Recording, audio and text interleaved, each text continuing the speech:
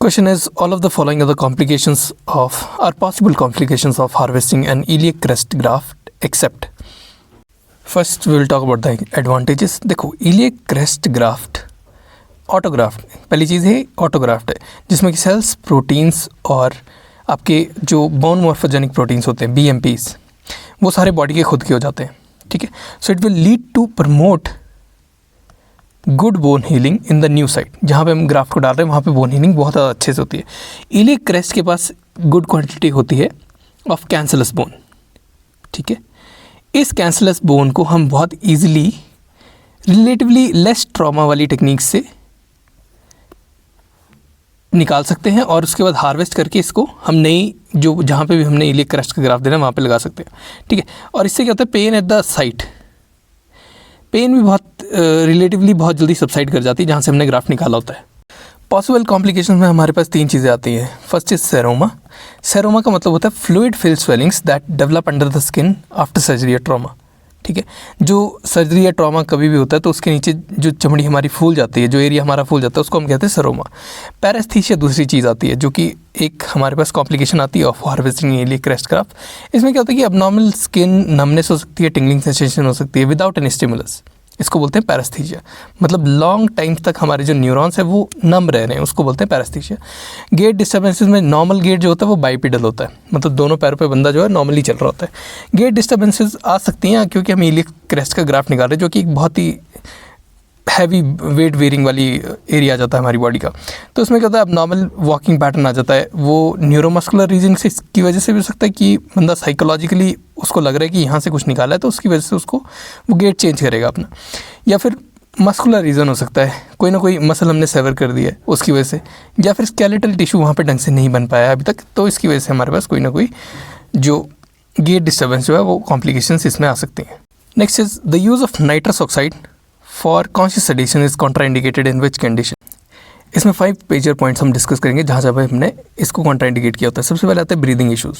Breathing issues अगर हैं जैसे कि COPD है या फिर एस्थमा है या फिर कोई भी पल्मोनरी डिजीज़ है तो वहाँ पे नाइट्रस ऑक्साइड जो है दैट इज़ कॉन्ट्राइंडिकेटेड. व्हाई?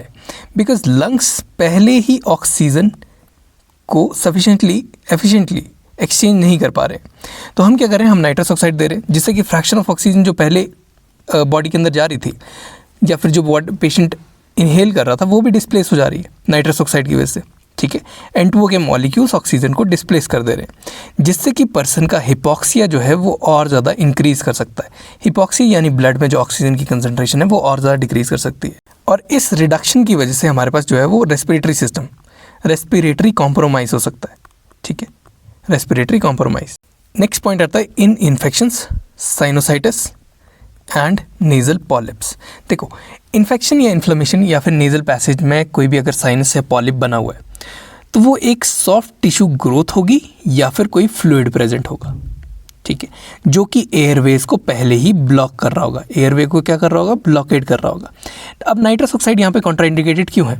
देखो nitrous oxide it diffuses into air filled spaces. Air filled spaces जैसे कि साइनस हो गया वहाँ पे ये डिफ्यूज़ कर जाती है और ये रिलेटिवली कम डेंस गैस है. It is less dense of a gas.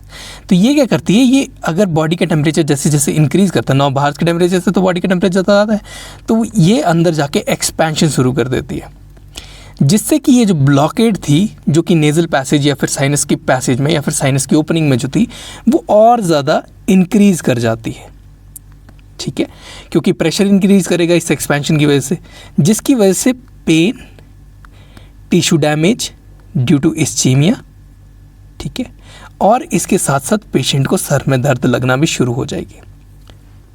अब एक्सपेंशन हमारे पास गैस जो है वो ब्लॉक्ड साइनसिस को और साइनसिस के अंदर जो फ्लूइड प्रेजेंट है उसको एक्सपैंड करा के साइनसिस के ऊपर प्रेशर इंक्रीज़ कर जाती है और पेन या इन्फ्लेमेशन को और ज़्यादा वर्स कर देती है. इसीलिए nitrous oxide is contraindicated in infection, sinusitis and larger polyps. तीसरा पॉइंट आता है इन बाउल ऑब्स्ट्रक्शन, ठीक है. बाउल ऑब्स्ट्रक्शन में हमारे पास blockade of intestine prevents the passage of food, fluid and gas. पहले ही इंटेस्टाइन ब्लॉक्ड है, ऑब्स्ट्रक्शन है बाउल की, जिससे कि हमारे पास गैस, फ्लूइड और फूड जो है वो आगे नहीं जा पा रहा है ढंग से.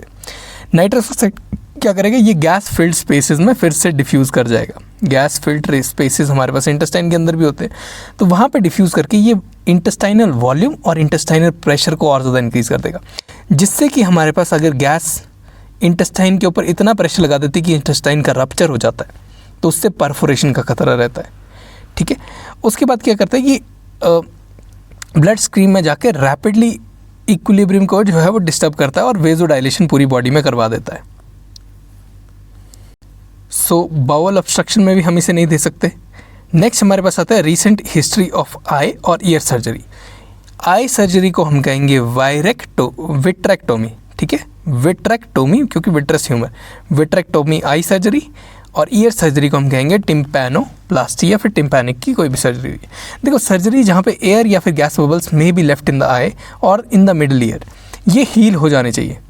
ठीक है, ये हीलिंग के पीरियड में इसको हमने कोई भी चीज़ नहीं लगानी है। नाइट्रस ऑक्साइड क्या करती है, वो इन बबल्स के अंदर, ये जो गैस बबल्स होते हैं इनके अंदर डिफ्यूज़ कर जाती है।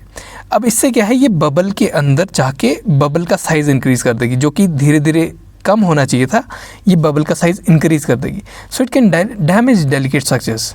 जैसे कि हमारी आई के अंदर कोई ग्राफ्ट लगा है तो उसमें ग्राफ्ट को डिसलॉज कर सकती है और कॉम्प्रोमाइज़ कर सकती है हीलिंग को। लास्ट में आता है हीमोडायनेमिक इंस्टेबिलिटी। देखो, हीमोडायनेमिक इंस्टेबिलिटी का मतलब होता है अनस्टेबल ब्लड सर्कुलेशन, क्योंकि हमारी रेस्पिरेटरी सिस्टम के थ्रू ही हमारे पास ऑक्सीजन डिफ्यूज़ इन होगी, उसी के बाद बॉडी के अंदर जाएगी। तो यहाँ पे हीमोडायनेमिक अनस्टेबिलिटी हो जाती है, जिसमें कि ब्लड प्रेशर, हार्ट रेट या फिर टिश्यू परफ्यूजन जो है, इन तीनों में से कुछ ना कुछ फैक्टर जो है वो डिरेंज कर जाएगा, जिससे फाइनली बॉडी के जो ऑर्गन्स हैं उनके पास हमारे पास ऑक्सीजन नहीं पहुंचेगी। तो हीमोडायनेमिक इंस्टेबिलिटी के केसेस में हमारे पास पहले ही ऑक्सीजन नहीं पहुंच रही बॉडी के अंदर। ठीक है, so there is a chance of hypoxia in the body. तो कार्डियोवैस्कुलर चेंजेस में अगर ज़रा भी और चेंज आता है, मतलब ऑक्सीजन के लेवल्स में ज़रा भी और चेंज आता है, तो उसमें हमारे पास सिस्टमिक आउटपुट और जो कार्डियक आउटपुट है वो डिप्रेस हो जाएगा। ऊपर से वेजोडाइलेशन की वजह से कार्डियक आउटपुट और ज़्यादा डिप्रेस हो रहा है। Nitrous oxide is a vasodilator, तो इसकी वजह से कार्डियक आउटपुट पहले ही डिप्रेस हो रहा है। So that is why it is not indicated in, और it is contra indicated in hemodynamic instable patients. ठीक है, क्योंकि वहाँ पे ऑक्सीजन लेवल्स बहुत गिरा दे गए। लास्ट हमारे पास आता है इन विटामिन B12 डेफिशिएंट पेशेंट्स, जिनमें विटामिन B12 या फिर फॉलिक एसिड, फॉलेट डेफिशिएंसी होती है, वहाँ पे भी ये नाइट्रस ऑक्साइड सेडेशन जो है वो कॉन्ट्राइंडिकेटेड होती है। Why? Because nitrous oxide oxidizes the cobalt ion in vitamin B12। Vitamin B12 के अंदर कोबाल्ट आयन जो होता है उसे ऑक्सीडाइज कर देता है, जिससे कि जो मीथियोनिन सिंथेज एंजाइम होती है वो नहीं बन पाती। अब ये मीथियोनिन सिंथेज का हमारे पास यूज़ का है। मीथियोनिन सिंथेज एक क्रूशियल एंजाइम है for DNA synthesis and myelin sheath formation. तो विटामिन B12 का पेशेंट जो है, अगर उसमें कोई भी न्यूरोलॉजिकल डैमेज है या फिर मेगैलोब्लास्टिक एनीमिया है, वो ट्रिगर हो जाएगा या फिर वो और ज़्यादा वर्स कर जाएगा। ठीक है, इससे क्या होता है, क्लिनिकल कॉन्सिक्वेंसेस हमारे पास 3 मेजर सिस्टम्स पे आ जाते हैं ऑर्गन सिस्टम में, न्यूरोलॉजिकल, हेमाटोलॉजिकल, और इन दोनों की वजह से हमारे पास पेशेंट जो है वो परमानेंटली उसके कोई ना कोई ऑर्गन डैमेज हो सकते हैं। So if vitamin B12 deficiency is present, we will avoid nitrous oxide conscious sedation. Next is infection spreading where the lymphatics from the lower lip first enter the blood stream at, कौन सी जगह पे enter करेगा? तो answer is brachiocephalic vein. Explanation बढ़ते हैं। Brachiocephalic vein, it is also known as innominate vein. Innominate vein, it is a paired vein of superior mediastinum. ठीक है, paired vein of superior mediastinum that drains the venous blood, venous blood को drain कर रहा है from head and neck, head and neck से सारा venous blood, and upper part of thorax, upper part of thorax, head and नेक और upper limbs, इनका सारा Venus जो ब्लड है वो ब्रेकियोसेफेलिक वेन जो है वो ड्रेन करती है। ब्रेकियोसेफेलिक वेन का जो ये पाथवे, ये कैसे कैसे बनता है? सबसे पहले क्या होता है, it is formed by the Confluence of jugular vein plus subclavian vein. Confluence of jugular and subclavian vein on each side just posterior to the sternoclavicular joint. Just posterior to the sternoclavicular joint will form the brachiocephalic vein. अब lower lip कैसे drain करेगा इसके अंदर? ठीक है, सबसे पहले we have lower lip. Lower lip it directly drains into submental lymph nodes. Submental lymph nodes, submental lymph node से जो लिम्फ का जो फ्लूइड है वो कलेक्ट होता है into the jugular trunk of lymph nodes. ठीक है। उसके बाद ये जाता है थोरैसिक डक्ट से होता हुआ इनटू द लेफ्ट और राइट ब्रेकियोसेफेलिक वेन, ठीक है। इस ब्रेकियोसेफेलिक वेन से ये lymphatic first time blood stream में एंटर कर जाते हैं। तो अगर कोई भी इन्फेक्शन हमारे पास होगा तो it will enter the blood stream from this brachiocephalic vein. Next question is visualization of articular disc of the TMJ can be best done by using what? तो आंसर इज T1 MRI, ठीक है। T1 याद रखना है, T1 से हम best visualisation कर सकते हैं आर्टिकुलर डिस्क की। एक T2 भी ऑप्शन आएगा लेकिन T2 नहीं करना है, T1 MRI। No explanation. MRI imaging allows detailed evaluation of the TMJ anatomy because of its inherent tissue contrast and high resolution। MRI के अंदर high resolution और inherent tissue contrast दिखना संभव है। It is using surface coil। MRI also allows assessment of joint biomechanics through imaging of the patients in closed and open jaw positions, ठीक है। In general, T1 MRIs are helpful in identifying the disc position. The presence of alteration in the bone and soft tissue structures are better seen in T1 MRI, and the interrelationship of bony and soft tissue anatomy is also seen in T1 MRI. अब T2 MRI कहाँ काम आता है? T2 MRIs are more helpful in identifying inflammatory responses in the TMJ। T2 MRI कहाँ काम में आएगा? In identifying inflammatory responses in the TMJ. Next, which of the following factors can help in reducing complications of post orthognathic surgery?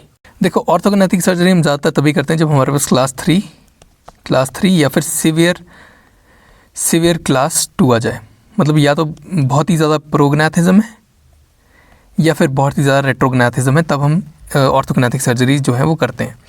तो ऑर्थोगोनैथिक surgery के बाद हमें क्या दिक्कत आ सकती है? देखो, थर्ड मोलर जो है हमारे पास सबसे ज़्यादा दिक्कत देते हैं ऑर्थो के ट्रीटमेंट के लिए। तो जो इम्पैक्टेड थर्ड मोलर्स हैं उन्हें हमने 6 महीने सर्जरी से पहले 6 months बिफोर सर्जरी रिमूव करवा देना है। This is the only factor that is going to help, जो इन 4 ऑप्शन में दिया हुआ है। And the reason for this is क्योंकि थर्ड मोलर जो है वो आपके एंगल ऑफ द मैंडिबल को बहुत ज़्यादा वीक बना देते हैं, ठीक है, क्योंकि वहाँ पे सारी फोर्स को वो कंसंट्रेट कर देते हैं। अगर हमारे पास थर्ड मोलर हम छोड़ देंगे तो BSSO के दौरान स्प्लिट जो होगा, जो हम बायलेटरल सैजिटल स्प्लिट ऑस्टियोटोमी कर रहे हैं, तो स्प्लिट में एंगल ऑफ द मैंडिबल टूटने के ज़्यादा चांसेस रहते हैं। So therefore we are going to extract mandibular third molars 6 months before BSSO, that is bilateral sagittal split osteotomy, or any orthognathic surgery including bilateral sagittal split osteotomy. Next, all of the following are disadvantages of surgery first approach SFA except what? देखो, surgery first approach का हमारे पास एक ही बहुत बड़ा use है कि it results in faster post surgical orthodontic treatment on the account of regional acceleratory phenomena. Regional acceleratory phenomena एक चीज़ होती है, उसके अकाउंट पे हमारे पास faster post surgical orthodontic treatment जो है वो हो सकती है। Now regional acceleratory phenomena it means that कि हम एक लोकलाइज टेम्परेरी इंक्रीज़ कर देते हैं in bone turnover rate and healing. कैसे करते हैं? हम कोई ना कोई सर्जिकल ट्रॉमा इंड्यूस करते हैं, जैसे कि हमने एक क्रैक इंड्यूस कर दिया, उसकी वजह से क्या होता है, ऑस्टियोक्लास्टिक और ऑस्टियोब्लास्टिक एक्टिविटी हम इंक्रीज़ करवा देते हैं, ठीक है। और इसके साथ साथ हम बोन मॉर्फोजेनिक प्रोटीन्स भी देते हैं पेशेंट को खाने के लिए, या फिर बॉडी में उसकी इन्फ्यूजन देंगे, जिससे कि हमारे पास जो बोन है वहाँ पे रीमॉडलिंग बहुत ज़्यादा फास्ट हो जाएगी, ठीक है। तो ये इस सर्जरी में हम करते हैं। अब इसके डिसएडवांटेजेस के बारे में बात कर लेते हैं। It will lead to difficulty in predicting the final occlusion. हमने क्योंकि बोन को हम ब्रेक मार रहे हैं, वहाँ पे ब्रेक ले रहे हैं, तो वहाँ पे ऑक्लूजन का फाइनल जो रिजल्ट है उसको प्रिडिक्ट करना मुश्किल रहता है। सेकंड चीज़ आती है टेक्निकल चेंजेस हो सकते हैं, बोन कहीं ना कहीं ज़्यादा मॉडल हो सकती है, कहीं कम हो सकती है, डिफ़िकल्टी इन ट्रीटमेंट प्लानिंग हो सकती है यहाँ पे, ठीक है।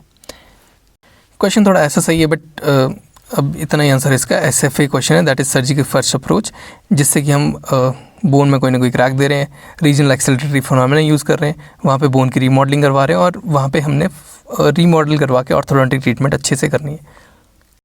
अगला सवाल है, इन pre surgical orthodontics the best wire use for tooth movement is which wire? तो टूथ मूवमेंट के लिए बेस्ट वायर होती है वो स्क्वायर वायर होती है।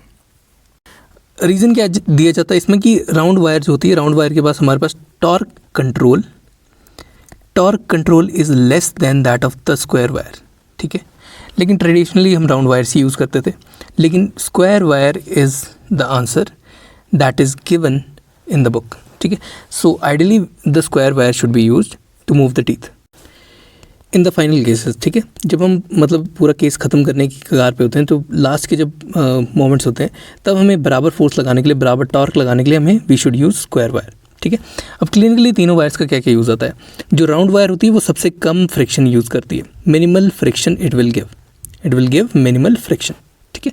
लेकिन इसके पास टॉर्क कंट्रोल नहीं है। जो स्क्वायर वायर है उसके पास हमारे पास टॉर्क कंट्रोल है, लेकिन वो टूथ के सरफेस पे फ्रिक्शन देती है। तीसरी वायर आती है हमारे पास rectangular wire mean wire were use for torque and finishing for maximum friction. जब हमें मैक्सिमम फ्रिक्शन चाहिए होता है, मैक्सिमम फ्रिक्शन जब हम चाहिए होता है तो हम टॉर्क और मैक्सिमम टॉर्क जब चाहिए होती है तो वी यूज़ रेक्टेंगुलर वायर्स, लेकिन आइडियल कंडीशंस में we will use square wires. अगला सवाल है, how many hours of NPO for solid food is required prior to any major surgery? तो आंसर है इसमें हमारे पास 8 आवर्स, 8 घंटे प्रायर कुछ नहीं खाना है। यहाँ NPO का क्या मतलब होता है? NPO मीन्स नील पर ऑस। नील पर ऑस जो है वो एक लैटिन टर्म है जिसका मतलब होता है नथिंग माउथ। ये मतलब मेडिकल इंस्ट्रक्शन दी जाती है कि पेशेंट को कुछ खाना नहीं है या पीना नहीं है for a certain period of time before surgery. क्यों? क्योंकि सर्जरी में हम देंगे एनेस्थीसिया, बेहोश करेंगे बंदे को। अब बेहोशी में क्या होगा कि पेशेंट के जो पेट में अगर कुछ खाना या फ्लूइड प्रेजेंट है तो वो एस्पिरेट हो सकता है, वापस आ सकता है और एस्पिरेट होके विंड पाइप में जा सकता है, जिसकी वजह से एस्पिरेशन हो सकती है, या फिर जो खाना है उसकी एस्पिरेशन हो सकती है इनटू द लंग्स, जिसकी वजह से और ज़्यादा कॉम्प्लिकेशंस आ सकती हैं, ठीक है। अब NPO गाइडलाइंस क्या कहती हैं कि no breast milk up to 6 hours before surgery. 6 घंटे पहले कोई भी ब्रेस्ट मिल्क नहीं देना है, उससे 6 घंटे पहले सब कुछ ब्रेस्ट मिल्क तक बंद। कोई भी फार्मूला मिल्क नहीं देना है, फार्मूला मिल्क भी नहीं देना है 8 घंटे पहले तक, ठीक है। 6 घंटे पे तो कुछ ही नहीं देना है। No solid food up to 8 hours, कोई भी solid food up to 8 hours नहीं देना before the surgery. Solid food में हमारे पास हर चीज़ आ जाती है, रेगुलर खाना, ह्यूमन मिल्क, जूस, शहद, वेजिटेबल जूस, जेली, गम, कैंडी, कुछ नहीं खाने को देना है उसको 8 घंटे पहले तक, ठीक है। 8 घंटे पहले तक कुछ नहीं, फिर 6 घंटे पहले तक कुछ भी नहीं, ठीक है। ये नियोनेट्स के अंदर आ जाता है कि हमें 6 घंटे पहले तक ब्रेस्ट मिल्क भी नहीं देना है, वो नियोनेट्स के अंदर आ जाएगा या छोटे बच्चों के अंदर आ जाएगा जो ब्रेस्ट फीडिंग कर रहे हैं अभी भी। Next is a patient with following radiographic finding would present with.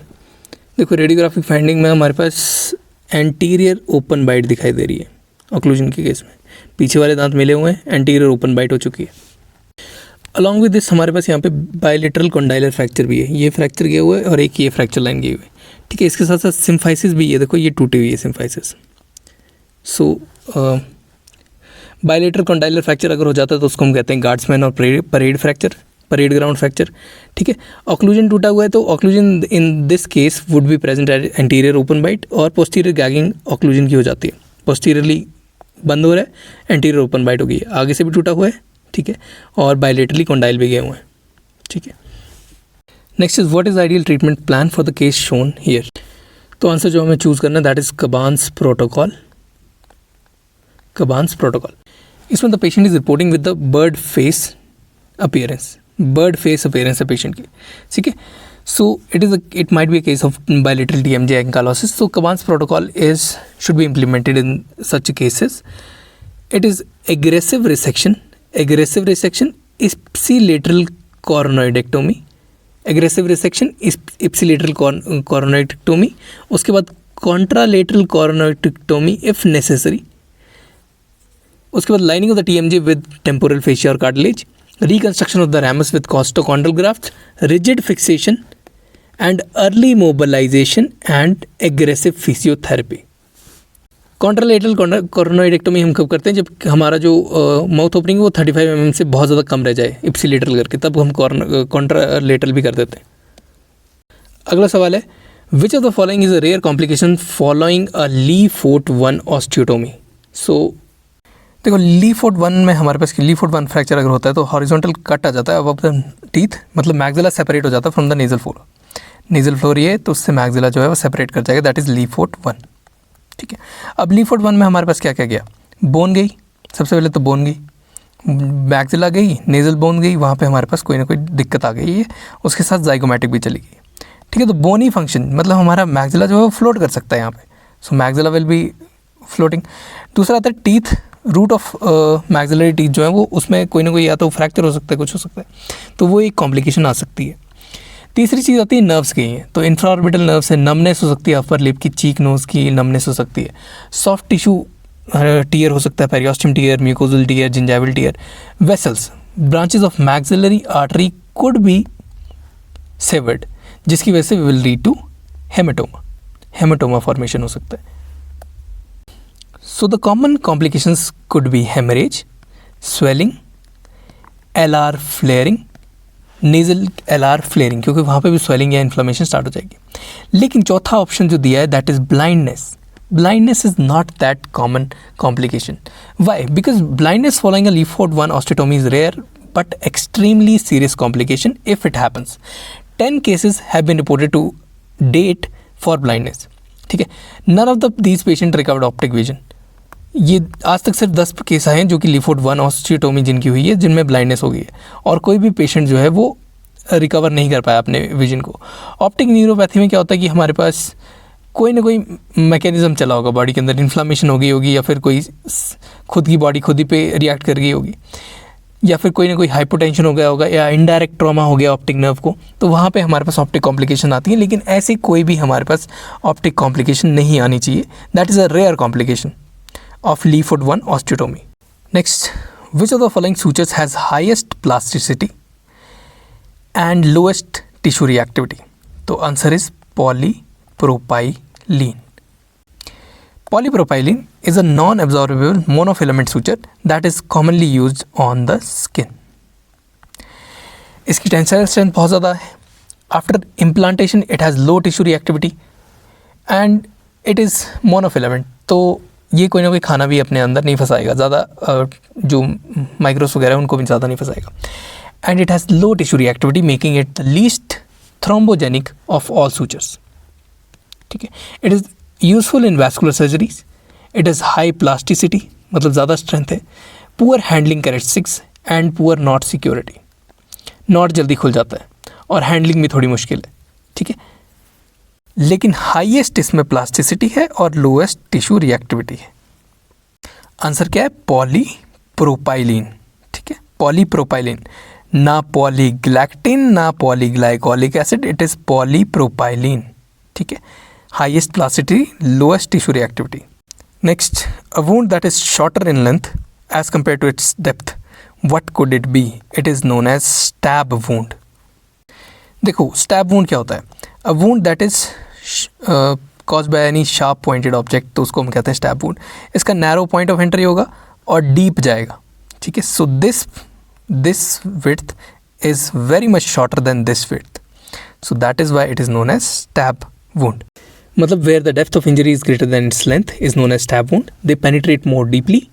Slash wounds होते हैं vital organs या फिर जो ऑर्गन्स होते हैं हमारे पास, वो कट हो सकते हैं कॉन्टैक्ट में जो भी आएगा.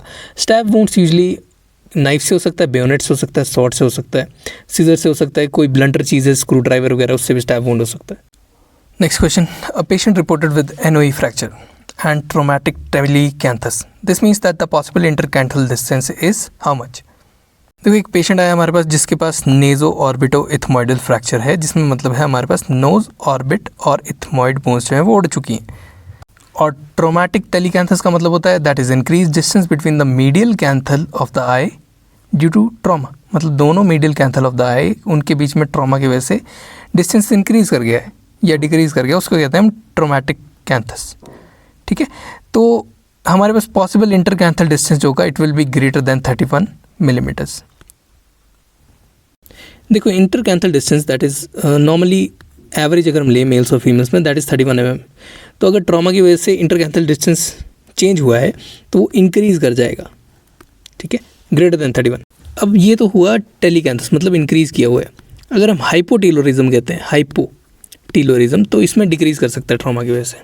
वर्ड्स का मतलब समझना है यहाँ पे, tele means increase and hypo means decrease, ठीक है। नाउ थोड़ी सी एक्सप्लेनेशन समझते हैं। The distance between the inner corners of the eyelids is known as intercanthal distance.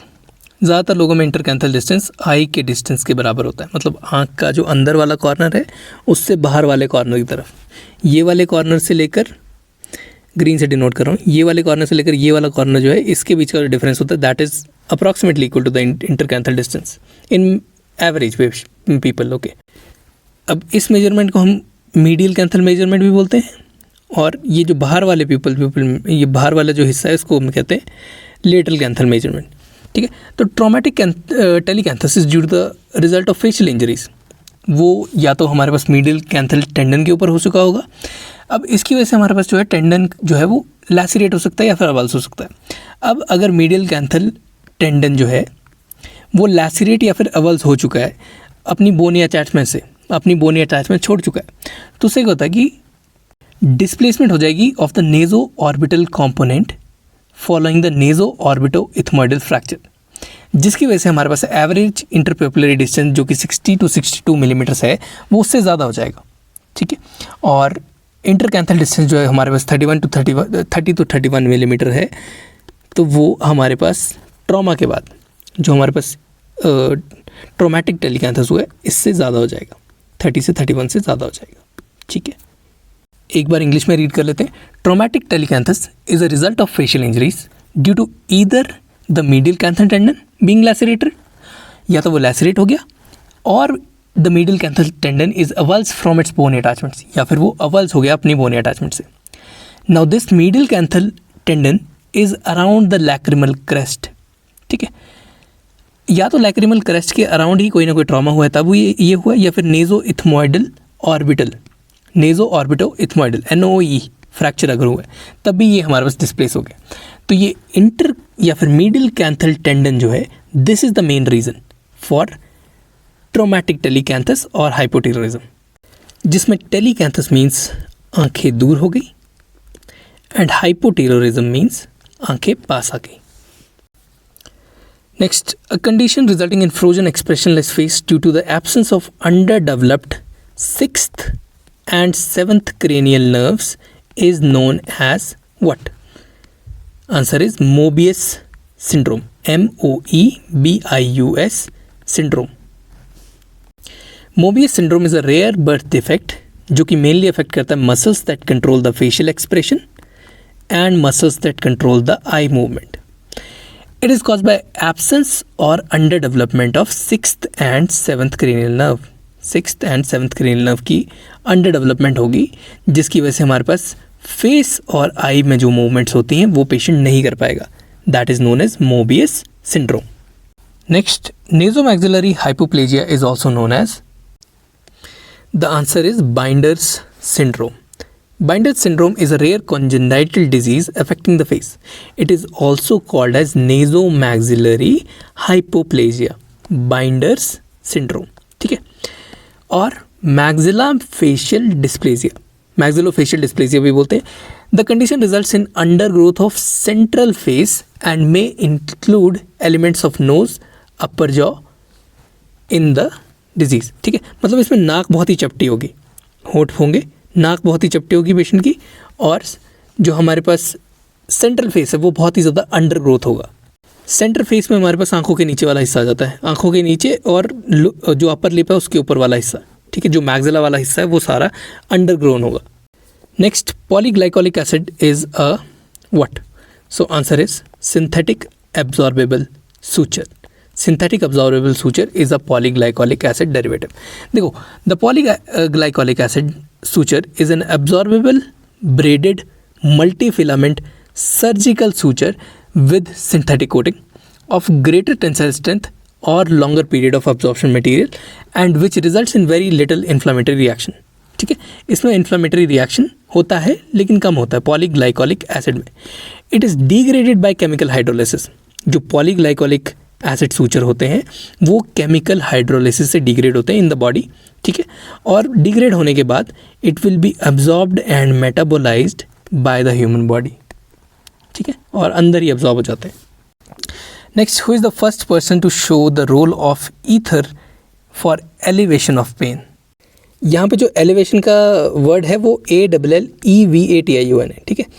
Elevation का मतलब होता है किसी भी चीज़ को ईज अप कर देना, ईज अप कर देना या फिर रिड्यूस कर देना, ठीक है।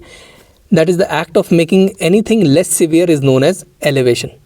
तो the first person who showed the role of ether for easing up of pain और decreasing the pain was William Morton, ठीक है। विलियम मॉर्टन, मॉर्टिन से याद रखना, विलियम मॉर्टन जो था उसने सबसे पहले रोल ऑफ ईथर को दिखाया था in alleviation of the pain. Theory, William Morton's place in history is very clear. He was the first person to show that ether could be use to allay और decrease the pain during operations, ठीक है। ये कहाँ किया गया था? This was done at the public demonstration to the surgeons of Massachusetts General Hospital, Boston on 16 October 1846 को ये पहली बार किया गया था। यहाँ पर जॉन कॉलिन वैरन जो थे ये एक पेशेंट को ऑपरेट कर रहे थे जिसमें ये उसके एक ट्यूमर को रिमूव कर रहे थे। तो वहाँ पे फर्स्ट टाइम विलियम मॉर्टन ने ईथर को यूज़ किया था for reducing the pain in this operation for this patient. अगला सवाल है, what is the minimum haemoglobin threshold और target haemoglobin for an ICU patient? कितना मिनिमम थ्रेशोल्ड होना चाहिए या फिर टारगेट होना चाहिए? तो answer is 7 to 8 gram per decilitre हमारे पास थ्रेशोल्ड या फिर टारगेट होता है। A restrictive transfusion strategy with haemoglobin threshold of 7 to 8 gram per decilitre is recommended and may be recommended for most critically ill patients in the ICU. 7 to 8 gram per deciliter. Next, gunshot wounds in the face. The gold standard radiograph to be taken is what? The answer is CT scan. Theory, so we read, computer tomography is a gold standard for determining the nature of complex head and neck injury patients in the gunshot wounds. ठीक है, ये gold standard मानते हैं हम इसे। This is done to visualize the bullet, the fragments left by the bullet, and the injuries caused by the bullet in the head and neck region. Now, 1 millimeter axial views from the top of the cranium through the bottom of the mandible should be obtained, both coronally and sagittally.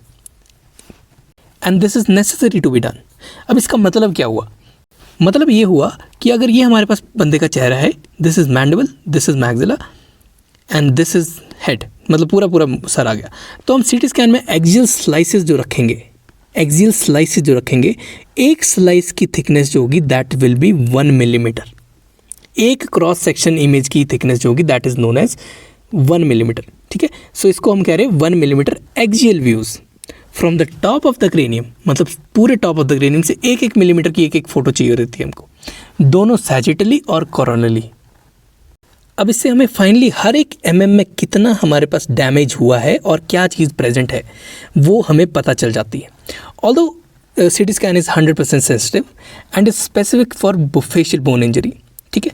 तो CT लेकिन हमारे पास पूरे dental structures, root damage, tooth position, उनके बारे में हमारे पास उतनी डिटेल्स डिस्क्रिप्शन नहीं दे पाता जो हमारे पास हमारे रेगुलर एक्सरेज देते हैं, जैसे कि PA व्यू हो गया, OPG हो गया, जो कि हमारे को अपने डेंटल के लिए असेसमेंट के लिए चाहिए, वो भी हमें करवाने पड़ेंगे, ठीक है। So we will do what? CT scan, then we will do PA views, OPG वगैरह उसके बाद, लेकिन CT इज़ मस्ट, ताकि हमें हर एक स्लाइस में क्या दिक्कत हो रही है, हर एक जगह पे क्या दिक्कत हो रही है, ये हमें पता चल जाए। Next, all of the following nerves provide taste sensation to the tongue except which nerve? तो इसमें सबसे पहले हम बात कर लेते हैं कि कौन कौन सी नर्व हमारे पास सप्लाई कर रही है, ठीक है। फर्स्ट हम बात करेंगे क्रेनियल नर्व 10 के बारे में, that is also known as vagus nerve. Vagus nerve supply करती है हमारे पास पैलेटोग्लॉसस मसल और लैरिंग्स को, ठीक है। लैरिंग्स को किस फॉर्म में सप्लाई करती है? In the form of internal laryngeal nerve, ठीक है। इंटरनल लैरेंजियल नर्व हमारे पास क्रेनियल नर्व 10 का डिवीजन आ गया। इसके बाद बात आती है क्रेनियल नर्व 12 की।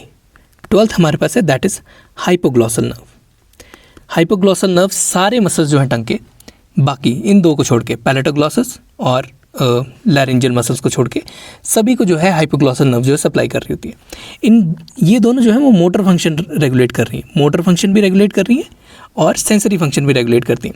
Sensory function laryngeal nerve, internal laryngeal nerve एक सेंसरी फंक्शन प्रमोट कर रही है, ठीक है। ग्लॉसोफेरेंजियल नर्व जो है हमारे पास वो general and special sense behind the circumvallate papillae,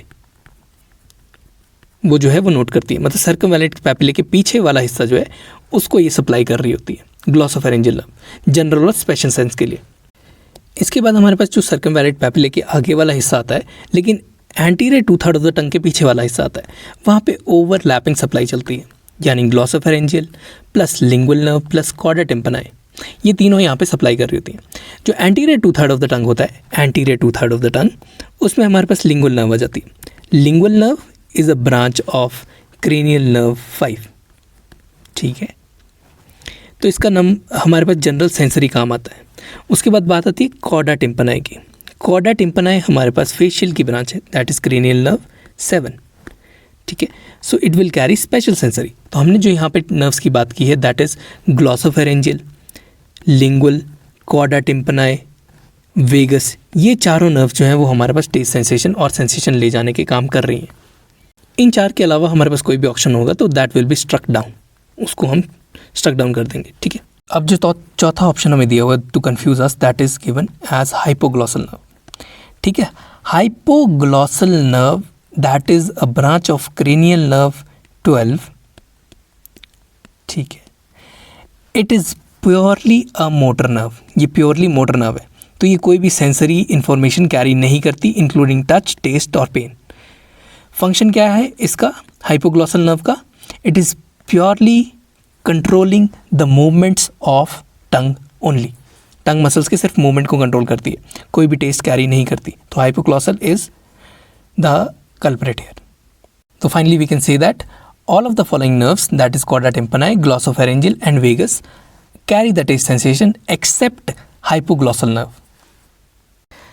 Next question is which of the following is not an acquired form of facial asymmetry? हमें चार ऑप्शन दिए गए हैं। सबसे पहले हेमीफेशियल माइक्रोसोमिया। हेमीफेशियल माइक्रोसोमिया जो है वो जेनेटिकली कंट्रोल होता है, so it is not an acquired form of facial asymmetry. अब बात कर लेते हैं एक्वायर्ड के बारे में। फाइब्रस डिस्प्लेजिया, ये डिजीज़ हो गई, उसके बाद फेशियल एसिमेट्री आ गई, तो हमारे पास दिक्कत एक्वायर्ड फॉर्म में आई, ठीक है। This is acquired form. Parry Romberg syndrome, बंदा अपनी लाइफ टाइम में से गेन कर रहा है, तो उसकी वजह से अगर से एसिमेट्री आ रही है तो that is also acquired form. Unilateral condylar hyperplasia, condylar hyperplasia मतलब कॉन्डाइल जो है वो ज़्यादा हाइपर प्लास्टिक हो चुका है और यूनिलेटरल है, उसकी वजह से एक साइड पे ज़्यादा ग्रोथ हो जा रही है, एक साइड पे कम रह रही है, तो यहाँ पर भी ये एक्वायर्ड फॉर्म है, किसी न किसी चोट या ट्रॉमा की वजह से ये चीज़ हो सकती है। कुछ कंजेनाइटल फैक्टर्स को डिस्कस कर लेते हैं जो कि हमारे पास फेशियल एसिमेट्री कॉज करते हैं। पहला है हमारे पास cleft lip and palate, CLP। अगर हमारे पास क्लेफ्ट लिप और पैलेट के साथ बच्चा पैदा हुआ है तो उसमें फेशियल एसिमेट्री कॉमन होती है। और उसके बाद आता है हमारे पास टेसियर क्लेफ्ट। टेसियर क्लेफ्ट एक स्पेशल टाइप ऑफ क्लेफ्ट होता है जो कि क्रेनियोफेशियल क्लेफ्ट बोलते हैं उसको, that is a rare craniofacial cleft. इसमें पूरा क्रेनियम भी यूज़, स्कल भी जा सकता है, उसमें भी क्लेफ्ट हो सकता है, ऑर्बिट में भी क्लेफ्ट आ सकता है, माउथ से स्कल तक कहीं पे भी क्लेफ्ट हो सकता है। और इसकी क्लासिफिकेशन भी टेसियर ने दी थी, TESSIER। उसके बाद बात आती है हेमीफेशियल माइक्रोसोमिया की। इसमें क्या हो रहा है, हमारे पास क्रेनियोफेशियली हमारे पास डेवलपमेंट ही अंडर डेवलप्ड है। एक side of the face affecting jaw, year, soft tissues वो कम डेवलप हो रहा है दैन द अदर साइड, इसीलिए फेशियल एसिमेट्री आती है। इसके बाद बात आती है न्यूरोफाइब्रोमेटोसिस की। न्यूरोफाइब्रोमेटोसिस एक जेनेटिक डिसऑर्डर है जिसमें कि बेनाइन ट्यूमर्स हो जाते हैं ऑन द नर्व्स, न्यूरोफाइब्रोमा जिनको बोलते हैं। अब इसकी वजह से हमारे पास स्किन स्पॉट्स बन जाते हैं ऑन द, अब नर्व जो है वो जिस साइड को सप्लाई कर रही होगी, अगर उस साइड पे हमारे पास कोई बेनाइन ट्यूमर बन गया या फिर उस जो डेवलपमेंट करवा रही है नर्व उस पर कोई बेनाइन ट्यूमर बन गया तो उसी साइड का जो स्केलेटल या फिर फंक्शन जो है वो अफेक्ट हो जाएगा, ठीक है। उसके बाद बात आती है कंजेनाइटल मस्कुलर टॉर्टिकोलिस की। टॉर्टिकोलिस में हमारे पास नेक जो है वो ट्विस्टेड होता है due to shortening of sternocleidomastoid muscle, ठीक है। Neck is twisted in torticollis, congenital muscular torticollis, क्योंकि इसमें स्टर्नोक्लीडोमास्टॉइड इज शॉर्टेंड, वो पैदा ही शॉर्ट हुआ है जिसकी वजह से हेड टिल्ट हो जाता है। Next is craniosynostosis. इसमें क्या होता है कि जो स्कल के सूचर्स होते हैं वो टाइम से पहले ही फ्यूज़ कर जाते हैं। अब इसकी वजह से अब नॉर्मल स्कल शेप हो जाती है, छोटा स्कल रह जाता है और इंट्राक्रेनियल प्रेशर भी इंक्रीज कर जाता है, क्योंकि दिमाग पूरा डेवलप होने से पहले हमारे पास जो स्कल के सूचर हैं वो फ्यूज़ हो चुके हैं। लास्ट में हमारे पास आते हैं vascular congenital disorders. Vascular congenital disorder का मतलब है जैसे कि हीमैंजियोमा हो गया या फिर पॉर्टवाइनस्टीन हो गया या आर्टरी वीनस मालफॉर्मेशन हो गई, जिससे कि एक साइड ऑफ द फेस पे हमारे पास कोई धब्बा है या फिर कोई ब्लड वेसल या कोई बर्थ मार्क बन गया है, तो वहाँ पे भी वो एक एसिमेट्री में हम काउंट कर सकते हैं। अब बात करते हैं एक्वायर्ड फैक्टर्स के बारे में। एक्वायर्ड फैक्टर जिसमें कि हमारे पास फेशियल एसिमेट्री देखी जा सकती है। First is TMJ एंकालोसिस। ठीक है, टेम्पोरोमैंडिबुलर जॉइंट में अगर कहीं पे भी हमारे पास फॉसा कॉन्डाइल के साथ एंकालोस हो गया, रिस्ट्रिक्टेड जॉ मूवमेंट हो गई, तो वहाँ पे हमारे पास फेशियल एसिमेट्री कॉमन हो जाती है। अगर यूनिलेटरल हुआ है ये तो कैसे होगा, अगर यूनिलेटरल हमारे पास कॉन्डाइलर फ्रैक्चर हो गया तो हमारे पास एंकालोसिस हो सकती है जिससे कि फेशियल एसिमेट्री आएगी। इन्फेक्शन हुआ है मिडल ईयर का, ओटाइटिस मीडिया हुआ है, उसकी वजह से हमारे पास कॉन्डाइल में कोई ना कोई दिक्कत हुई और वो फ्यूज़ कर गया, TMJ एंकालोसिस हो गया। तीसरा आता है रूमेटॉइड आर्थराइटिस। रूमेटॉइड आर्थराइटिस या फिर कोई भी सिस्टमिक डिजीज़ जो है वो जॉइंट्स को अफेक्ट करती है, उसमें भी हमारे पास TMJ एंकालोसिस हो सकता है। अगर ये यूनिलेटरल हो रहा है तो फेशियल एसिमेट्री हो जाएगी। Second is facial trauma.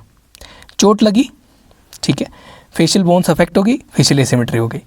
ठीक है, अब फ्रैक्चर्स कब एसिमेट्रिक होंगे, जब वो हील इम्प्रॉपर करेंगे या फिर उनकी जो दोबारा जो सूचर जो बन रहे हैं, दोबारा जो वो जॉइंट हो रहे हैं वो नॉर्मल नहीं हो पा रहा है, जो आइडियल था पहले वैसा नहीं हो पा रहा है। ठीक है, तब भी हमारे पास फेशियल एसिमेट्री आ सकती है। अगर बच्चे में ऐसी कोई ट्रॉमा हो गया है तो वहाँ पे हमारे पास अगर कॉन्डाइल में हमारे पास कोई स्कार टिश्यू बन गया है या सॉफ्ट टिश्यू लॉस हो गया है, ठीक है, तो वहाँ पे भी हमारे पास एसिमेट्री हो जाएगी, क्योंकि वो स्कार टिश्यू जो है वो ग्रो नहीं करेगा, जो ग्रोथ सेंटर है वो ग्रो नहीं करेगा। ठीक है, तीसरी बात आती है चिल्ड्रन रेडियोथेरेपी में। रेडिएशन क्या कर सकती है, अगर हम यूनिलेटरल रेडिएशन दे रहे हैं या फेशियल एसिमेट्री कॉज करने का कोई रीज़न दे रहे हैं रेडिएशन से, तो रेडिएशन से हमारे पास बोन सेंटर्स हैं या फिर जो ग्रोथ सेंटर्स होते हैं या जो ग्रोथ बड्स होते हैं बॉडी के, वो हाइपोप्लास्टिक हो सकते हैं या फिर डैमेज हो सकते हैं। ठीक है, अब ये हाइपोप्लास्टिक या फिर डैमेज ग्रोथ सेंटर्स वो नहीं ढंग से ग्रो कर पाएंगे और दूसरी साइड ग्रो कर जाएगी, जिससे कि हमारे पास फेशियल एसिमेट्री आ जाएगी। उसके बाद बात आती है फेशियल ट्यूमर की। अब इमेजिन करो कि कोई भी फेशियल ट्यूमर है, चाहे वो बोन का ट्यूमर है चाहे वो सॉफ्ट टिश्यू का ट्यूमर है, तो वो डिफॉर्मिटी तो करेगा ही करेगा। ठीक है, अगर हम बेनाइन ट्यूमर की बात करें, बेनाइन ट्यूमर का एग्जांपल लें तो उसमें ऑस्टियोमा हो जाता है, फाइब्रोमा हो जाता है, हीमैंजियोमा हो जाता है, दीज आर बेनाइन ट्यूमर्स। अगर मैलिग्नेंट की बात करें तो उसमें ऑस्टियोसार्कोमा आ जाएगा, रैप्डोसार्कोमा आ जाएगा या फिर रैप्डोमायोसार्कोमा आ जाएगा। अब कोई ट्यूमर है बॉडी में जो फेस पे है तो उससे फेशियल एसिमेट्री तो होगी ही होगी, वो एक कॉमन सी बात है।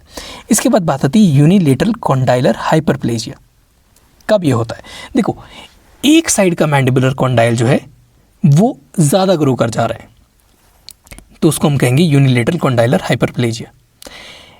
एक्सेसिव ग्रोथ क्यों हो सकती है, ऑफन इडियोपैथिक होती है, मतलब कोई रीज़न नहीं है उसकी वजह से हो सकती है, या फिर बचपन में कोई ट्रॉमा हुआ है, एंडोक्राइन डिसऑर्डर हो चुका है, ठीक है, या फिर कोई जेनेटिक प्रीडिस्पोजिशन है, उसमें ये चीज़ें हो सकती हैं, तो उसमें भी फेशियल एसिमेट्री हो जाती है। अगली बात आती है पैरे-रोमबर्ग सिंड्रोम की।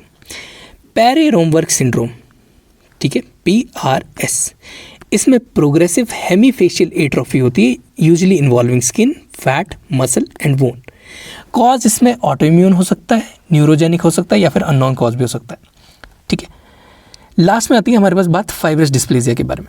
देखो फाइब्रस डिस्प्लेजिया हमारे पास, इसमें फाइब्रस टिश्यू से जो बोन होती है वो फाइब्रस टिश्यू और इमेच्योर बोन से रिप्लेस हो जाती है।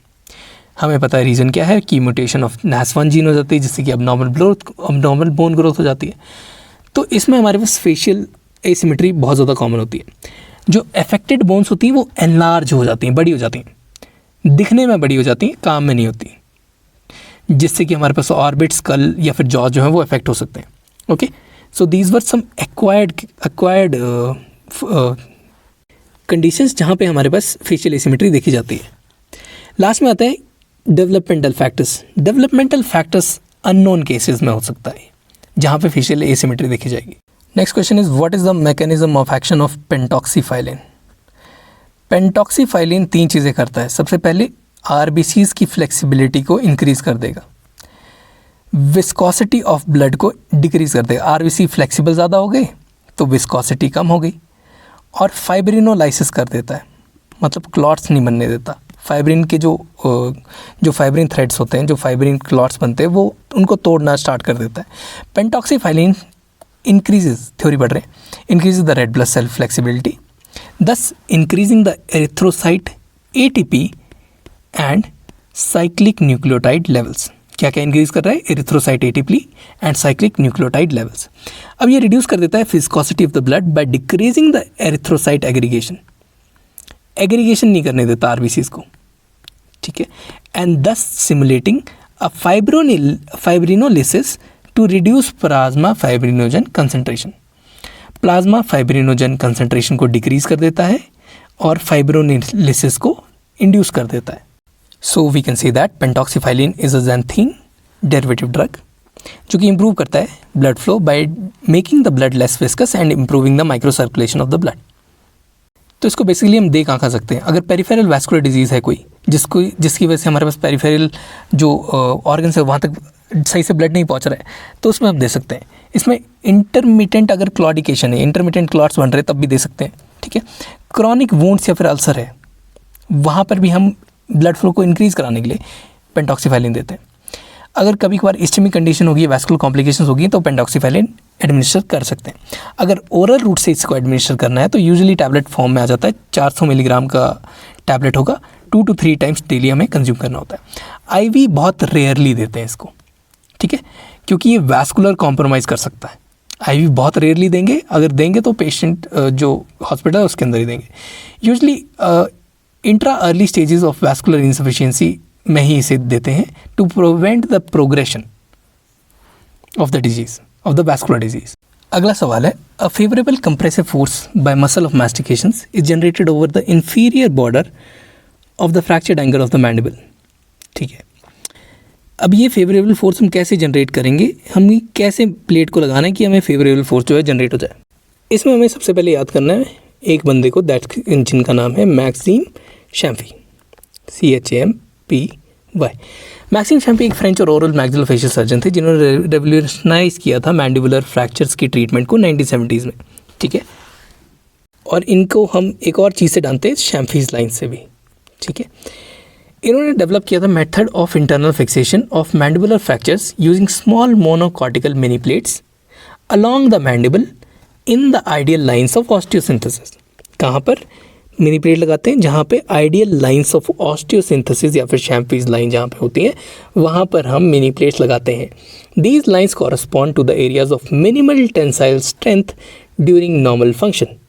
शैम्पीज लाइन जो है वो कॉरस्पॉन्ड करती हैं to the areas of minimal tensile strength during normal function, allowing for load sharing fixation without need of intermaxillary fixation, ठीक है। तो इनकी अप्रोच क्या कहती थी कि this approach is a form of load sharing osteosynthesis, ठीक है, कि जहाँ पर लोड कम लग रहा है वहाँ पे हम मिनी प्लेट्स लगाएंगे ताकि हमारे पास अच्छा प्रोग्नोसिस हो। Champy's technique single mini plate placement on the superior border of the angle of the mandible. कहाँ पर? Superior border of the angle of the mandible पे ये जो मिनी प्लेट है वो लगेगी। अगर एंगल ऑफ द मैंडिबल पूरा का पूरा टूटा हुआ है या फिर फ्रैक्चर्ड है तो। Next question is 1 unit of PRBC raises the HCT by how much. देखो 1 unit packed red blood sales haematocrit को रेज करते हैं बाय 3%। ये याद ही रखना है, हेमाटोक्रिट को 3% से रेज करते हैं। So let's go with the theory. Each unit of packed red blood cells is expected to raise the HGB, that is circulating hemoglobin, by approximately 1 gram per deciliter, ठीक है, और hematocrit will be from 3%। अब hematocrit और circulating hemoglobin दोनों अलग चीज़ होती हैं। hematocrit होता है the percent of blood volume that makes up RBCs। कितने % RBC जो है वो ब्लड वॉल्यूम बनाते हैं उसको बोलते हैं हम हेमाटोक्रिट। लेकिन हमारे पास सर्कुलेटिंग हीमोग्लोबिन जो होता है that is amount of haemoglobin protein present in the blood. Haemoglobin protein कितना ब्लड के अंदर प्रेजेंट है उसको हम कहते हैं सर्कुलेटिंग हीमोग्लोबिन। तो 1 unit packed red blood sales की हेमाटोक्रिट को रेज करेगा बाय 3% और सर्कुलेटिंग हीमोग्लोबिन को रेज करेगा बाय 1 ग्राम पर डेसीलीटर। ठीक है, याद रख लेना है। अगला सवाल, the best and the richest source for factor 8 is what? So the answer we have is cryoprecipitate. ठीक है, cryoprecipitate is also known as cryoprecipitated anti haemophilic factor. ठीक है, cryoprecipitate is made by thawing FFP at 1 to 6 degree centigrade. यहाँ जो word thawing है उसका मतलब होता है टू इंक्रीज और वार्म द फ्रोजन कंपोनेंट्स। जो फ्रेश फ्रोजन प्लाज्मा है उसको जब गर्म करते हैं या फिर इंक्रीज करते हैं temperature up to 1 to 6 degree centigrade, उसको हम बोलते हैं thawing of fresh frozen plasma at 1 to 6 degrees centigrade. During this thawing process, a precipitate forms which is subsequently removed and refrozen. इस thawing process के दौरान एक precipitate बनता है जिसको हम रिमूव करते हैं और रीफ्रोज कर देते हैं। इसको हम बोलते हैं cryoprecipitate. Cryoprecipitate is rich in fibrinogen, fibronectin, factor 8, von Willebrand factor and factor 13। ठीक है, किस किस में होता है? Fibrinogen, fibronectin, factor 8, von Willebrand factor और फैक्टर 13। अब जो फैक्टर 8 है वो हम हीमोफीलिया ए में देते हैं। ए याद रखना है, हीमोफीलिया ए से 8, ए से फैक्टर 8। ठीक है, हीमोफीलिया ए में हम क्लॉटिंग प्रोटीन देते हैं जो कि इंट्रिंसिक पाथवे के लिए इंपॉर्टेंट होता है, दैट इज़ फैक्टर 8। ठीक है, अब क्रायोप्रेसिपिटेट कैसे बनता है एक सिंपल से तरीके से बताता हूँ मैं। सबसे पहले फ्रेश फ्रोजन प्लाज्मा को हम स्लोली हीट टेम्परेचर रेज करते हैं to 1 to 6 degree centigrade. Fresh frozen plasma है, फ्रेश प्लाज्मा है और उसको फ्रीज कर दिया। अब इसमें से क्या होगा, जो जब हम इसको 1 से 6 डिग्री तक लेके आएंगे तो जो इनसॉल्युबल प्रोटीन्स होते हैं जैसे फैक्टर 8 हो गया, फाइब्रिनोजन हो गया, जो हमने ऊपर डिस्कस किए, वो प्रेसिपिटेट आउट कर जाएंगे। अब इस प्रेसिपिटेट को हम बाहर निकाल लेंगे, सेंट्रीफ्यूज करके इस प्रेसिपिटेट को हम निकाल लेंगे और इस सेंट्रीफ्यूज्ड प्रेसिपिटेट को हम -18 डिग्री सेंटीग्रेड पे फ्रीज करके रख लेंगे बिफोर ट्रांसफ्यूजन। ठीक है, मतलब स्टोर करके रख लेंगे। इसको हम कहते हैं cryoprecipitates. Next is a severe case of Ludwig angina with signs and symptoms of toxicity should be maintained by और मैनेज्ड बाय व्हाट? तो आंसर है इसमें ट्रेकियोस्टोमी या फिर fibre optic intubation under general anaesthesia. ठीक है, लुडविग एंजाइना बेसिकली क्या होता है, सब मैंडिबुलर, सब मेंटल और सब लिंगुअल स्पेस जो है वो सारा उसकी सेलुलाइटिस हो जाती है।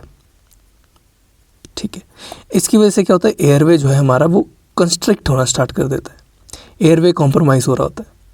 तो इसमें हमारे पास एयरवे को मेंटेन करना सबसे ज़्यादा इंपॉर्टेंट चीज़ हो जाती है। तो पेशेंट अगर बहुत ही सीवियर लुडविग एंजाइना के साथ आ रहा है तो हमारे पास ट्रेकियोस्टोमी करनी पड़ती है प्लस फाइबर ऑप्टिक इंट्यूबेशन करनी पड़ती है अंडर जनरल एनेस्थीसिया। ठीक है, ताकि हम एयरवे को पेटेंट कर सकें, एयरवे को मेंटेन कर सकें। नेक्स्ट आता है बात, अगर पेशेंट सांस ले पा रहा है, पेशेंट इज़ कम्फर्टेबल, ठीक है, तो व्हाट वी विल डू, हम एंटीबायोटिक प्रोफाइलैक्सिस स्टार्ट करेंगे, मेट्रो पे पेशेंट को डालेंगे। ठीक है, मेट्रो 400। ओके, उसके बाद हम क्या करेंगे, अगर इसके बाद इन्फेक्शन की ड्रेनेज करेंगे। ठीक है, इन्फेक्शन की सर्जिकल ड्रेनेज और सर्जिकल ड्रेसिंग करेंगे, जितना भी अगर हमारे पास इन एंटीबायोटिक थेरेपी के बाद बचता है उसको। ठीक है, अगला सवाल है, a condylar osteochondroma case with severely restricted mouth opening should be managed by what? तो आंसर है इसमें total joint replacement therapy, TJR, total joint replacement therapy. देखो, recommended treatment for patient with osteochondromas of the mandibular condyle. Osteochondroma जो कि बहुत ज़्यादा large या restricting होता है, या कोई भी ऑस्टियोकॉन्ड्रोमा जो माउथ ओपनिंग को रिस्ट्रिक्ट करवा रहा है, उसमें हम condylectomy with total joint replacement जो है वो करते हैं। This is the recommended treatment. अगर ऑस्टियोकॉन्ड्रोमा इमेजिन करना है तो ये एक बिनाइन बॉडी ट्यूमर है, benign bony tumour. It is arising from the condyle, और कॉन्डाइल से अराइज कर रहा होगा, जिससे कि कार्टिलेज जो है वो बोन के अराउंड बनना शुरू हो जाता है। ठीक है, जिससे अब कार्टिलेज बोन के अराउंड ज़्यादा बनना शुरू हो जाएगा तो फेशियल एसिमेट्री हो जाएगी, ऑक्लूजल डिस्टर्बेंसेस हो जाएंगी, जॉइंट का फंक्शन जो है वो डिस्टर्ब कर जाएगा ड्यू टू जॉइंट इनलार्जमेंट। इसीलिए we will have to do a condylectomy with total joint replacement. Next question, the most common site for osteochondroma of mandible is what? So answer is anterior medial surface of the condyle. कहाँ पर? Antero medial surface of the condyle. Basically osteochondroma is one of the most common benign bony tumour of osseous and cartilaginous origin. It usually occurs in skeletal bones और बहुत rarely हमारे पास craniofacial reason में दिखाई देता है। In the craniofacial region condyle coronoid process of the mandible they are the most commonly affected areas. ठीक है, और कॉन्डाइल पे भी हमारे पास antero medial surface of the condyle, antero medial surface of the condyle पर osteochondroma is very much common in the mandible. Next question is which of the following are the possible treatment modalities for the management of osteochondroma. Treatment modalities में एक हमने ऊपर discuss करी, that is total joint replacement therapy. अब total joint replacement therapy से पहले हमारे पास कॉन्डाइलेक्टोमी करनी पड़ेगी। कॉन्डाइलेक्टोमी दो तरह की होती है, लो कॉन्डाइलेक्टोमी एंड टोटल कॉन्डाइलेक्टोमी। टोटल में हम पूरे कॉन्डाइल को निकाल देते हैं, पूरे कॉन्डाइल की कॉन्डाइलेक्टोमी कर देते, काट देते उसको। लो कॉन्डाइलेक्टोमी में हम एक हिस्सा निकाल रहे हैं, पूरा कॉन्डाइल नहीं रिमूव करते। अब रिमूव करने के बाद वी विल डू व्हाट, हम ऑटोजीनस या फिर एलोप्लास्टिक ग्राफ्ट यूज़ करते हैं फॉर ऑर्थोग्नाथिक करेक्शन, टीएमजे रिकंस्ट्रक्शन, और टीएमजे का फंक्शन भी रिकंस्ट्रक्ट करना होता है। ठीक है, next is a case of active idiopathic condylar resorption, which of the following procedure should be avoided. Active idiopathic condylar resorption है, मतलब कॉन्डाइल रिजॉर्ब हो रहा है पीछे से, तो कौन सी ट्रीटमेंट हमें अवॉइड करनी पड़ती है? Answer is orthodontic treatment. Reason is idiopathic condylar resorption जो होती है that begins during the orthodontic treatment, may begin during the orthodontic treatment. और हमें लगेगा कि ऑर्थोडोंटिक ट्रीटमेंट से जो चेंज आ रहा है वो ऑर्थोडोंटिक ट्रीटमेंट की वजह से, लेकिन वो जो हमारी डिजीज़ है दैट इज़ कॉन्डाइलर रिजॉर्प्शन की जो इडियोपैथिक डिजीज़ है, it will remain undetected for a long time. ये तभी पता चलेगा जब हमारे पास पेशेंट जो है वो इतनी दर्द में आ जाएगा कि पेशेंट को नो लॉन्गर हम ऑर्थोडोंटिक ट्रीटमेंट नहीं दे पाएंगे। ठीक है, तो दैट इज़ वाई अगर एक्टिव इडियोपैथिक कॉन्डाइलर रिजॉर्प्शन हो रही है तो वहाँ पे हमें ऑर्थोडोंटिक ट्रीटमेंट को तो अवॉइड करना ही पड़ता है। अब क्या क्या कर सकते हैं हम इन केसेस में? हम टूथ एक्सट्रैक्शन कर सकते हैं कॉन्डाइलर रिजॉर्प्शन के केस में। कोई अगर दिक्कत है दांत के अंदर जो हमें निकालना पड़ रहा है तो हम वो कर सकते हैं। कोई पैथोलॉजी है, आरसीटी कर सकते हैं किसी दांत की। ठीक है, कोई सिस्ट वगैरह उसे निकाल सकते हैं। कोई फ्रैक्चर वगैरह है उसको भी रिड्यूस कर सकते हैं। ठीक है, लेकिन हम ऑर्थोडोंटिक ट्रीटमेंट नहीं करेंगे। Next question, pre surgical orthodontics is indicated in what. Pre surgical orthodontic किस किस में इंडिकेटेड होती है? प्री सर्जिकल ऑर्थोडोंटिक्स सबसे पहले क्राउडिंग ऑफ टीथ में इंडिकेटेड होती है। मतलब सर्जरी से पहले हम सारे दांतों की जो क्राउडिंग वगैरह उसको ठीक करते हैं, उसके बाद उसकी सर्जरी करते हैं। उसके बाद हम किस चीज़ में कर सकते हैं? Aligning of the teeth over the basal bone in the cases of severe proclination और रेट्रोक्लिनेशन। ठीक है, सीवियर रेट्रोक्लिनेशन या प्रोक्लिनेशन वाला द केस है तो उसको पहले ऑर्थोडोंटिक ट्रीटमेंट होती है, उसके बाद हमारे पास सर्जिकल ऑप्शन आता है। आर्च कोऑर्डिनेशन जब हम करते हैं तब भी हम पहले ऑर्थोडोंटिक ट्रीटमेंट करते हैं, उसके बाद जाके हम सर्जरी करते हैं। बेसिकली जो गोल होता है हमारे पास प्री सर्जिकल ऑर्थोडोंटिक्स का, that is to move the teeth to a more normal position with respect to their skeletal basis. ठीक है, स्केलेटल बेसिस के विद रिस्पेक्ट टू हम दांतों को ज़्यादा नॉर्मल पोजीशन पे ले आते हैं और उसके बाद हम सर्जरी करते हैं ताकि हमारा प्रोग्नोसिस जो है वो ज़्यादा बेटर रहे। एम क्या होता है इसमें? This is A C D F, A C D F से याद रखना है। ए से दो चीज़ें हमारे पास, अलाइनमेंट एंड आर्च कोऑर्डिनेशन। जब अलाइनमेंट करनी होती है और आर्च कोऑर्डिनेशन होती है उसमें प्री सर्जिकल ऑर्थोडोंटिक्स पहले होती है। उसके बाद आता है C, that is creation of space for interdental osteotomy cuts. हमें स्पेस भी तो बनाना है इंटरडेंटल ऑस्टियोटोमी कट के लिए। उसके बाद बात आती है डी की। डी में हमारे पास is decompensation and F is facilitation of the placement of temporary intermaxillary fixation during surgery. मतलब जो हम टेम्परेरी डिवाइसेस लगा रहे हैं for intermaxillary fixation during surgery, उसको फैसिलिटेट करने के लिए, उसको जगह बनाने के लिए भी हमारे पास प्री सर्जिकल ऑर्थोडोंटिक्स की जरूरत पड़ती है। Next is which of the following is the best way to prevent condylar sag post orthognathic surgery. Condylar sag means condyle अपनी जगह से जो है वो डिसलोकेट हो जा रहा है, या स्लिप कर जा रहा है, या पीछे चला जा रहा है, या आगे चला जा रहा है। जो कॉन्डाइल है अपने फोसा से बाहर निकल आ रहा है, नॉर्मल पोजीशन पे नहीं रह रहा है, इसको हम कहते हैं condylar sag. Theory, condylar sag can be defined as immediate or late changes in the position of condyle in the glenoid fossa, मतलब इमीडिएट या लेट चेंजेस हो रहे हैं in the position of condyle in the glenoid fossa after surgical establishment of a pre planned occlusion. हमने surgery के दौरान एक pre planned occlusion और रिजिड फिक्सेशन बोनी फ्रेगमेंट्स को यूज़ करके कर चुके हैं हम, ठीक है। लेकिन उसके बाद भी हमारे पास चेंज हो रहे हैं, इमीडिएट या लेट चेंजेस हो रहे हैं in the position of condyle leading to change in occlusion after the surgery, उसको हम कहते हैं कि as condylar sag. So in simple words we can say कि हमें इवैल्यूएशन करना है ढंग से, और प्राइमरी सर्जरी जब हो रही है तो जितना बेस्ट हो सकते हैं उतना अच्छा ऑक्लूजन बिठा के रखना है, उतनी अच्छी सीटिंग ऑफ द कॉन्डाइल करनी है इनटू द फोसा, ठीक है। फिर उसके बाद अगर कॉन्डाइलर सैग होता है तो हम इंट्रा ऑपरेटिवली, ठीक है, उसको थोड़ा बहुत चेंज कर सकते हैं और थोड़ी बहुत पोस्ट ऑपरेटिव कॉम्प्लिकेशन जो है उनको मैनेज कर सकते हैं। Next question is which of the following is a complication associated with pre surgical orthodontic decompensation. The answer is extrusion of lower incisors during the open bite correction. देखो, जब open bite होती है तो lower इंसाइजेस को हम ऑर्थोडोंटिकली extrude करवाते हैं, जो कि पॉसिबल कॉम्प्लिकेशन है of the pre surgical orthodontics. So therefore care should be taken to not to apply excessive force using elastics during a correction of open bite. Next question is blind nasal intubation is contraindicated in which one of the following? तो blind nasal intubation, नाक से intubate कर रहे हैं, ठीक है, तो इसका दोनों कॉन्ट्राइंडिकेशन इंडिकेशन दोनों पढ़ेंगे। सबसे पहले कॉन्ट्राइंडिकेटेड कहाँ का होता है? अगर क्रिब्रिफॉर्म प्लेट फ्रैक्चर तब नहीं करेंगे क्योंकि नाक से बिल्कुल ऊपर क्रिब्रिफॉर्म प्लेट आ जाती है। नेज़ल पॉलिप अगर है, मतलब नाक पहले ही ब्लॉक्ड है, तो उसमें इंट्यूबेट करके करेंगे क्या, और ज़्यादा ट्रॉमा हो जाएगा। तीसरा आता है सस्पेक्टेड स्कल फ्रैक्चर, स्कल अंदर से फ्रैक्चर अगर हो गया है तो हमारे पास उसमें भी हम नेज़ल इंट्यूबेशन नहीं करेंगे। इसके अलावा बेजिलर स्कल फ्रैक्चर है अगर, तो स्कल का बेस अगर फ्रैक्चर हो गया तब भी नहीं कर सकते। लेफॉर्ट 2 या लेफॉर्ट 3 फ्रैक्चर है, लेफॉर्ट 2 या 3 में हमारे पास मैक्सिला वाला हिस्सा जो है वो गया होता है और नोज़ वाला हिस्सा गया होता है, तो ये जगह पहले ही ट्रॉमेटाइज हो चुकी है, तो यहाँ पे नेज़ल इंट्यूबेशन कैसे कर पाएंगे हम। अब बात करते हैं इंडिकेशंस के बारे में, कहाँ कहाँ कर सकते हैं। देखो, कोई ओरल सर्जरी हो रही है तब हम कर सकते हैं, मतलब वहाँ पे मुंह को कोई वो दिक्कत नहीं हुई है, अभी तक कोई ट्रॉमा नहीं है, नाक बिल्कुल ठीक है, नेज़ल कैनाल बिल्कुल ओके है, तब कर सकते हैं।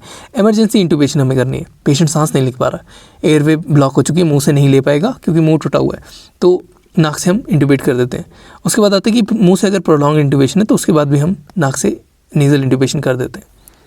अब पॉसिबल कॉम्प्लिकेशंस क्या क्या आ सकती हैं नेज़ल इंट्यूबेशन की। सबसे पहले आती है नेज़ल नेक्रोसिस, जो नेज़ल कैनाल है उसमें नेक्रोसिस होना स्टार्ट हो जाती है, प्लस इसमें इन्फेक्शन होना स्टार्ट हो जाते हैं, plus posterior pharyngeal wall tear हो सकती है ड्यूरिंग इंट्यूबेशन। इसके साथ साथ नेज़ल या टर्बिनेट्स की इंजरी हो सकती है, नाक से खून निकल सकता है, दैट इज़ एपिस्टैक्सिस, इस इंजरी की वजह से। इसके साथ साथ एडिनॉइड्स होते हैं उन पे इंजरी हो सकती है, तो एडिनॉइडेक्टोमी भी करनी पड़ सकती है। जो पायरिफॉर्म साइनस होता है उसका परफोरेशन हो सकता है। नेज़ल इंट्यूबेशन की वजह से बैक्टीरियमिया हो सकता है, ठीक है। अब इस बैक्टीरियमिया की वजह से रेट्रोफेरेंजियल एब्सेस बन सकती हैं। These are the complications. अब बात करते हैं रिलेटिव कॉन्ट्राइंडिकेशंस के बारे में। देखो, कोई ना कोई अगर नेज़ल पॉलिप है तो नेज़ल एयरवे ब्लॉक्ड होगी, पॉलिप या फिर कोई फॉरेन बॉडी है या कोई नेज़ल सर्जरी हो रखी है तब नहीं करेंगे। History of frequent episodes of epistaxis, मतलब बंदे को बार बार नक्सीर आती है, नाक से खून आता रहता है, तब भी हम ये नेज़ल इंट्यूबेशन नहीं करते। Next question is all of the following are the causes of relapse after an orthognathic surgery except. तो क्या क्या कॉजेज होते हैं हमारे पास। First is condylar sag, second is condylar resorption, third reason होता है temporomandibular joint disorder due to formation of scar tissue. ये सारे कॉजेज होते हैं ऑफ ऑर्थोग्नेटिक सर्जरी का रिलैप्स। लेकिन reduced blood supply of condyle कोई रीज़न नहीं है, जो कि चौथा ऑप्शन हमारे पास दिया है फॉर रिलैप्स, ठीक है। Reduced blood supply will not affect it, क्योंकि देखो अगर ब्लड सप्लाई रिड्यूस हो गई तो उसका मतलब है less remodelling, less blood, less bone formation, ठीक है। तो मतलब अगर हर चीज़ ही लेस हो रही है, रिमॉडलिंग ही लेस हो रही है, तो उसमें जो रिलैप्स है वो भी बहुत कम होगा, चांसेस ऑफ रिलैप्स जो होंगे वो कम होंगे, ऑब्वियस सी बात है।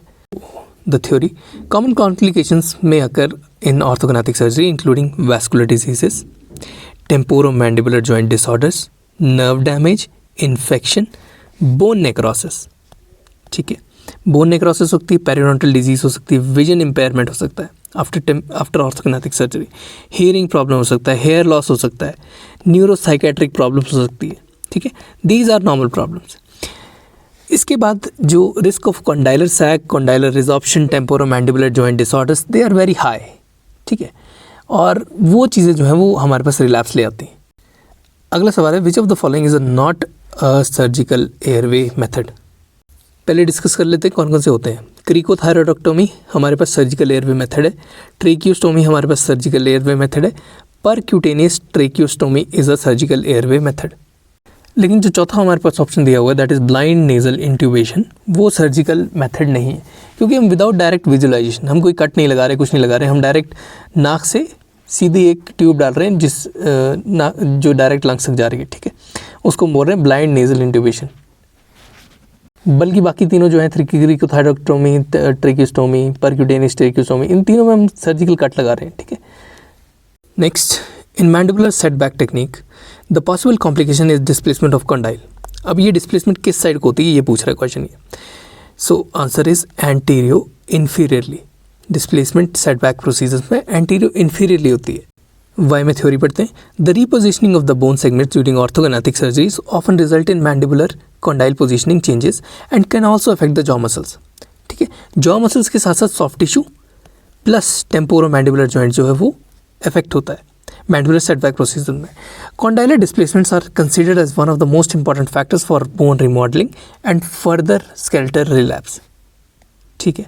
कॉन्डाइलर डिस्प्लेसमेंट जो है वो ज़्यादा इंपॉर्टेंट फैक्टर माना जाता है for bone remodelling and further skeletal relapse. The position of the mandibular condyle may be affected by various factors such as distal segment repositioning, alignment of the bony fragments, the method of the bony segment fixation, the tensional balance of the muscle, surrounding tissue, and the surgeon's experience. Anterior inferior displacement of the condyle is most common during setback procedures. अगला सवाल है, a 16-year-old patient reports with a severe class 3 discrepancy, दांत नीचे वाले mandible बहुत ज़्यादा आगे, with the signs of temporomandibular joint disorder. What is the surgical procedure of choice in this case? तो इसमें हम करते हैं IVRO। सीवियर क्लास 3 का पेशेंट है, 16 साल का पेशेंट है, उसके साथ उसको टेम्पोरोमैंडिबुलर जॉइंट में भी कोई ना कोई दिक्कत है।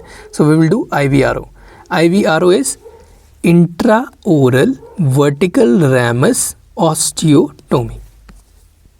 क्यों करते हैं? क्योंकि IVRO में जॉइंट कैप्सूल इंटरकैप्सुलर स्ट्रक्चर्स, ठीक है, ये सारे प्रिजर्व रहते हैं। Joint capsule will be preserved, intercapsular structures will be preserved and the surgery has low complication rate. IVRO की लो कॉम्प्लिकेशन रेट है। अब इसको हम 20 से स्प्लिट करके यहाँ पे जो है प्लेट्स लगा रहे हैं। So it will reduce the load on the disc. ये ऊपर जो डिस्क है इसके ऊपर लोड को रिड्यूस कर देता है। अब डिस्क पे लोड रिड्यूस होगा तो TMJ के सिम्टम्स भी बराबर हो जाएंगे, मतलब कम हो जाएंगे। Next question we have is cannabinoid oil is use as an, तो 4 ऑप्शन दिए हमारे पास। पहले बात कर लेते हैं कैनाबिनॉइड ऑयल होता क्या है। It is an extract of cannabis sativa hemp plant, जिसमें कि कैनाबिनॉइड या फिर कैनाबिडाइल होता है। 4 चीज़ों के लिए यूज़ होता है। सबसे पहले to relieve dental anxiety, to improve the quality of sleep, to relieve from pain, to reduce inflammation. ये चारों चीज़ें कैनाबिनॉइड ऑयल जो है वो करता है। Now, for post-surgery relief, a sterile pad is dipped in cannabinoid oil, CBD oil, and it can be used on the wounded area after the tooth extraction, and it works as a analgesic or a pain relieving agent. इसके साथ साथ inflammation भी कम करता है और anxiety भी कम करता है। Next question is, in surgery first approach SFA, osteoclastic activities increase due to the levels of what? तो आंसर इसमें हमारे पास C terminal telopeptide. C terminal telopeptide की वजह से ऑस्टियोक्लास्टिक एक्टिविटी इंक्रीज कर जाती है। इसमें एक कॉन्सेप्ट है समझने वाला, that is known as regional acceleratory phenomena, RAP। RAP या फिर रीजनल एक्सेलरेटरी फिनोमिना सबसे पहले हेरोल्ड फ्रॉस्ट ने डिस्कवर किया था इन 1989, ठीक है। इन्होंने क्या कहा कि after osteotomy bone remodelling around the healing tissues, it is faster and it facilitates the healing process. तो ये ऑस्टियोटोमी का जो मेथड है, it is used by orthodontist following orthognathic surgery to accelerate the tooth movement after the surgery. Now 2 bone markers are used in this. सबसे पहले आते हैं serum alkaline phosphatase activity, जो कि ऑस्टियोब्लास्टिक एक्टिविटी करती है, मतलब increase the number of osteoblast. फिर आता है C टर्मिनल पॉलीपेप्टाइड, ठीक है, या telopeptide. C terminal telopeptide CTT, it will cause osteoclastic activity. इन दोनों को RAP में स्टडी किया गया है, that is regional accelerative phenomena में। The result of one such study shows that after orthognathic surgery the triggers of 3 to 4 months of high osteoclastic activity and metabolic changes occur in the dento alveolus. ठीक है, मतलब 3-4 महीने के अंदर हमारे पास dento alveolus में सबसे ज़्यादा ऑस्टियोब्लास्टिक और ऑस्टियोक्लास्टिक एक्टिविटी देखी जाती है after orthognathic surgery. RAP also shows peak activity 1 to 2 months after surgery. 1 से 2 महीने में बहुत ज़्यादा पीक एक्टिविटी होगी, उसके बाद 3 से 4 महीने के अंदर वो डिसलरेट होगी या कम होती जाएगी। तो हमें जो चीज़ यहाँ पे पूछी गई थी that is serum alkaline phosphatase का काम, that is osteoblastic. Serum alkaline phosphate का काम ऑस्टियोब्लास्टिक है और इसमें ऑस्टियोक्लास्टिक एक्टिविटी पूछी हुई है क्वेश्चन में हमारे पास। So this will be due to C terminal telopeptide. Next question is indication of surgery first approach in orthognathic surgery are all except what. क्या क्या इंडिकेशंस होती है पहले वो बात कर लेते हैं। सबसे पहले बहुत ज़्यादा कम क्राउडिंग होनी चाहिए और वेल अलाइंड टूथ होना चाहिए। Mild crowding can be acceptable. उसके बाद आती है flat to mild curve of Spee, flat curve of Spee या फिर माइल्ड कर्व ऑफ स्पी हमारे पास होना चाहिए। तीसरी चीज़ आती है नॉर्मल इंसाइजेस होने चाहिए या फिर थोड़ा बहुत प्रोक्लिनेशन या रेट्रोक्लिनेशन, थोड़ा बहुत मिनिमल ट्रांसवर्स डिस्क्रिपेंसी होनी चाहिए। ठीक है, ये चारों क्राइटेरिया जब हमारे मैच कर जाएंगे that is well align teeth, थोड़ा बहुत कर्व ऑफ स्पी, थोड़ा बहुत माइल्ड प्रोक्लिनेशन, रेट्रोक्लिनेशन, थोड़ा बहुत ट्रांसवर्स डिस्क्रिपेंसी, उसी के बाद हम सर्जरी करके क्लास 2 सीवियर क्लास 2 या क्लास 3 केसेस को ट्रीट करेंगे। लेकिन अगर कोई पेशेंट हमारे पास सीवियर डेफिनेट डीकम्प्रेशन है, मतलब पेशेंट में कोई ना कोई बहुत ज़्यादा दिक्कत है, पेशेंट सीवियर क्राउडिंग के साथ आया है, आर्च इनकोऑर्डिनेशन है, पेशेंट में अगर वर्टिकल डिस्क्रिपेंसी या ट्रांसफर डिस्क्रिपेंसी बहुत ज़्यादा है, तो वहाँ पे ये सारी चीज़ें हमें पहले ट्रीट करनी पड़ेंगी, उसकी के बाद हम सर्जरी कर सकते हैं। So we will not apply surgery first approach in these cases. जहाँ पे बहुत ज़्यादा डिस्क्रिपेंसी है वहाँ पहले हमारे पास प्री सर्जिकल ऑर्थोडोंटिक्स होगी। ठीक है, PSO प्री सर्जिकल ऑर्थोडोंटिक्स, उसके बाद सर्जरी की जाएगी। Next, which of the following agents should not be given using a general anaesthesia induction when the facial nerve monitoring is required. 4 option दिए हैं हमारे पास, जो करेक्ट आंसर है हमारे पास दैट इज एटाक्यूरियम। एटाक्यूरियम हम नहीं देते हैं, why? Because it is a neuromuscular agent which will cause skeletal muscle blockade. ठीक है, मतलब स्केलेटल मसल रिलैक्सेंट है और न्यूरोमस्कुलर ब्लॉकेड है, तो हम जो नर्व का जो हमारी फेशियल नर्व है उसका जो काम है उसको नहीं देख पाएंगे ड्यूरिंग सर्जरी। ठीक है, देखो फेशियल नर्व इंजरी जो है वो बहुत ज़्यादा कॉमन चीज़ है, रिलेटिवली कॉमन चीज़ है जब हम पैरोटिडेक्टोमी करते हैं। ठीक है, और अगर पैरोटिडेक्टोमी के टाइम फेशियल नर्व चली गई तो फिर उसके बाद जितना फेशियल नर्व का कंट्रोल है वो भी चला जाता है। तो इंट्रा ऑपरेटिव जब हम ऑपरेट कर रहे हैं पैरोटिड को, तब हम फेशियल नर्व को मॉनिटर करना है हमने, तो हम उसको नम नहीं कर सकते। ठीक है, लेकिन एटाक्यूरियम जो है वो फेशियल नर्व को नंब कर देता है। ठीक है, और स्केलेटल मसल का जो कंट्रोल है वो लूज़ कर जाता है। तो इसीलिए ताकि post operative facial nerve injury के सिम्टम्स ना आए, हम इंजरी होने से पहले उसे बचा सकें, इसीलिए हम जो है वो फेशियल नर्व का काम जो है उसको मॉनिटर करते हैं। सो हम क्या नहीं देते, atracurium we will not give. हम क्या क्या दे सकते हैं, we can give fentanyl, we can give propofol, we can give thiopentone, लेकिन atracurium is a skeletal muscle blocker और ये न्यूरोमस्कुलर ब्लॉकर एजेंट है, तो we will not give this.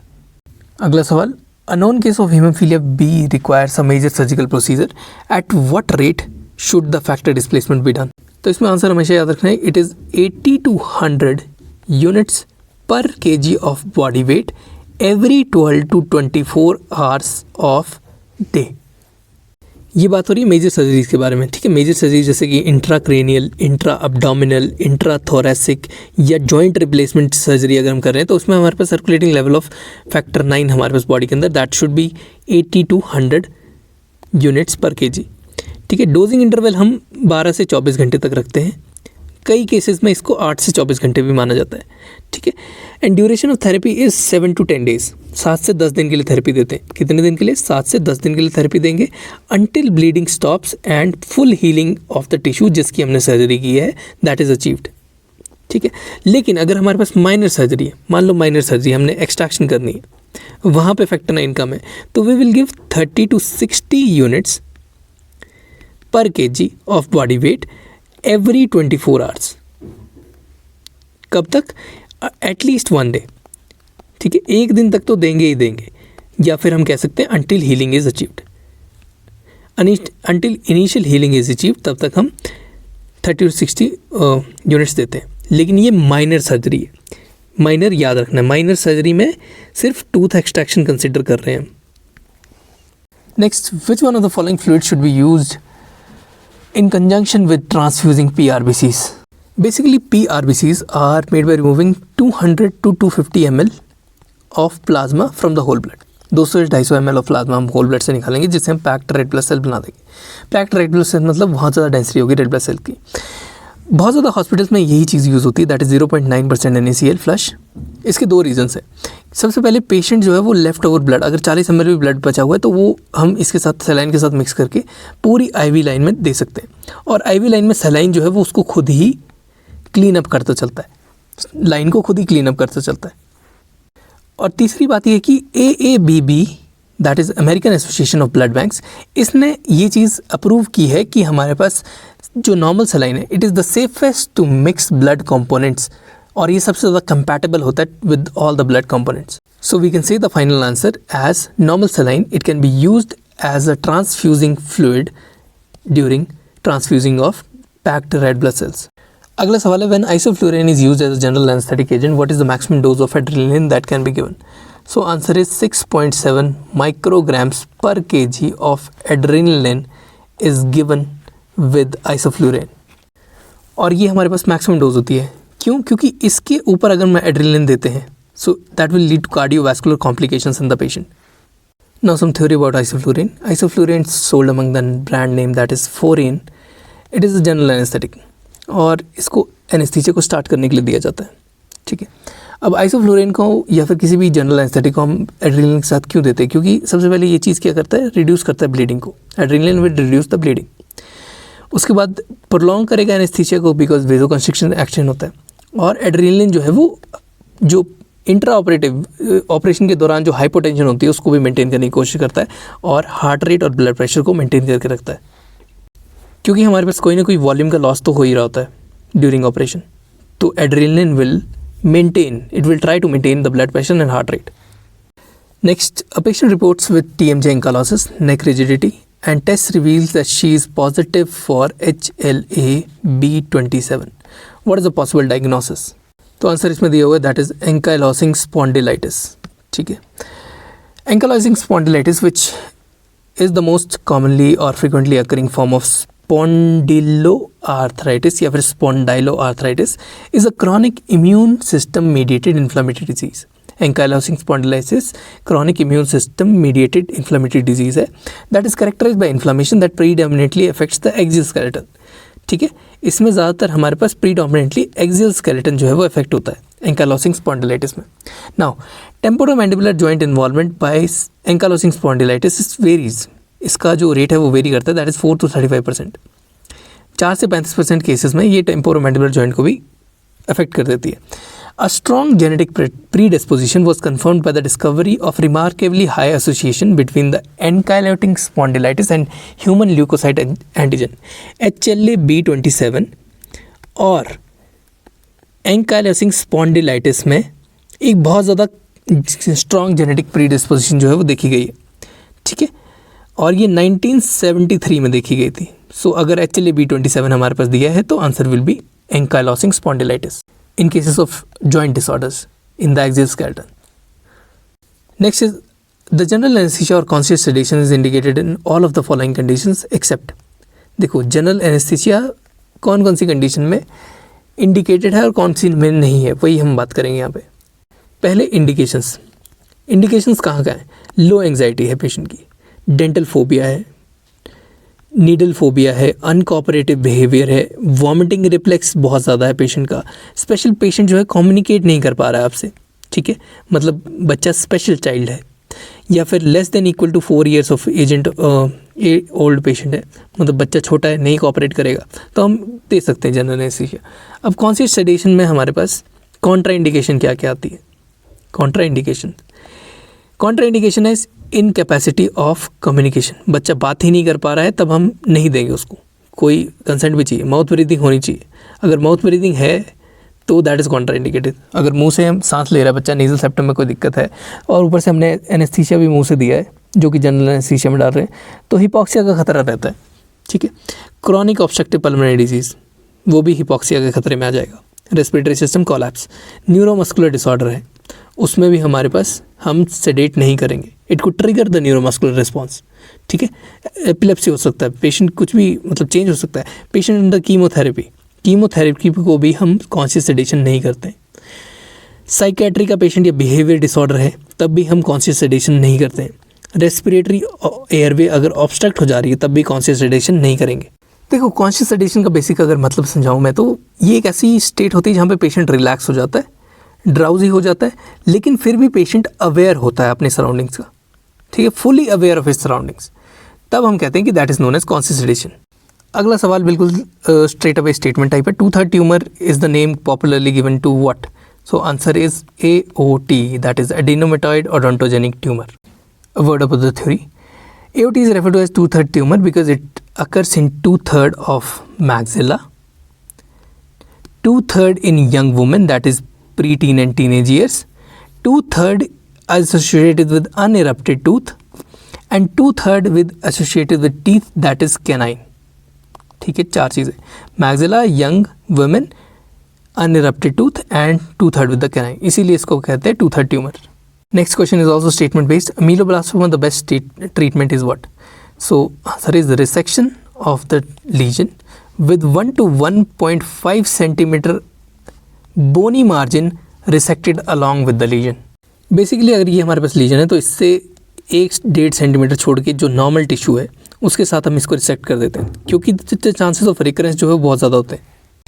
इसके साथ साथ हम अगर पैलेटिव केयर हमें करनी पड़े, मतलब हम पूरा रिसेक्ट नहीं कर सकते बिकॉज ऑफ एनी रीज़न, चाहे वो कोई नर्व इन्वॉल्व होगी या फिर कोई बेसल स्कल इन्वॉल्व हो गया, कोई ऐसी चीज़ जो हम नहीं काट सकते, तब हम पैलेटिव केयर करते हैं, जिसमें हम क्यूरेटाज का प्रोसीजर करते हैं और न्यूक्लिएशन का प्रोसीजर करते हैं। ठीक है, लेकिन इसमें जो रिकरेंस का चांस है वो और ज़्यादा इंक्रीज़ कर जाता है, that is 70 to 85% chance increase कर जाता है, और पेशेंट 5 साल के अंदर दोबारा से अमीलोब्लास्टोमा के साथ आ जाएगा। ठीक है, बट अगर हम रिसेक्शन कर रहे हैं, जो हम ये वाली रिसेक्शन कर रहे हैं जिसमें हम 1 से 1.5 सेंटीमीटर नॉर्मल टिश्यू में निकाल रहे हैं, तो वहाँ पे अगर हमने पूरी तरह से जो अमीलोब्लास्टोमा वाला टिश्यू उसको निकाल दिया है विद नॉर्मल टिश्यू की लाइनिंग, तो वहाँ पे 98% क्योर रेट है, मतलब क्योर रेट 98% है, बंदा ठीक हो जाता है। Next question is foam cells seen in xanthomas are? The answer is lipid laden macrophages. ठीक है, फोम सेल्स जो कि ज़ैंथोमा के अंदर दिखाई देते हैं उनको हम कहते हैं lipid laden macrophages. Xanthomas are not true neoplasms. Xanthoma are not true neoplasm but aggregates of lipid containing histiocytes. ज़्यादातर ज़ैंथोमा जो होते हैं वो स्किन की सरफेस के ऊपर अकर करते हैं and they are related to one or several type of 5 subtypes of systemic hyperlipidemia xanthoma type. ठीक है, ज़्यादातर xanthoma 5 systemic type of hyperlipidaemia xanthoma type cells से बने होते हैं। ठीक है, और ये क्या होते हैं? ये मैक्रोफेजेस होते हैं that contains lipid and PAS. These are the macrophages that contain lipids plus PAS, that is periodic acid shift positive reaction. ठीक है, ये PAS टेस्ट पॉजिटिव कैसे आता है? This is due to diastase resistance granules. Next question is an aneurysm of internal carotid artery is manage by what?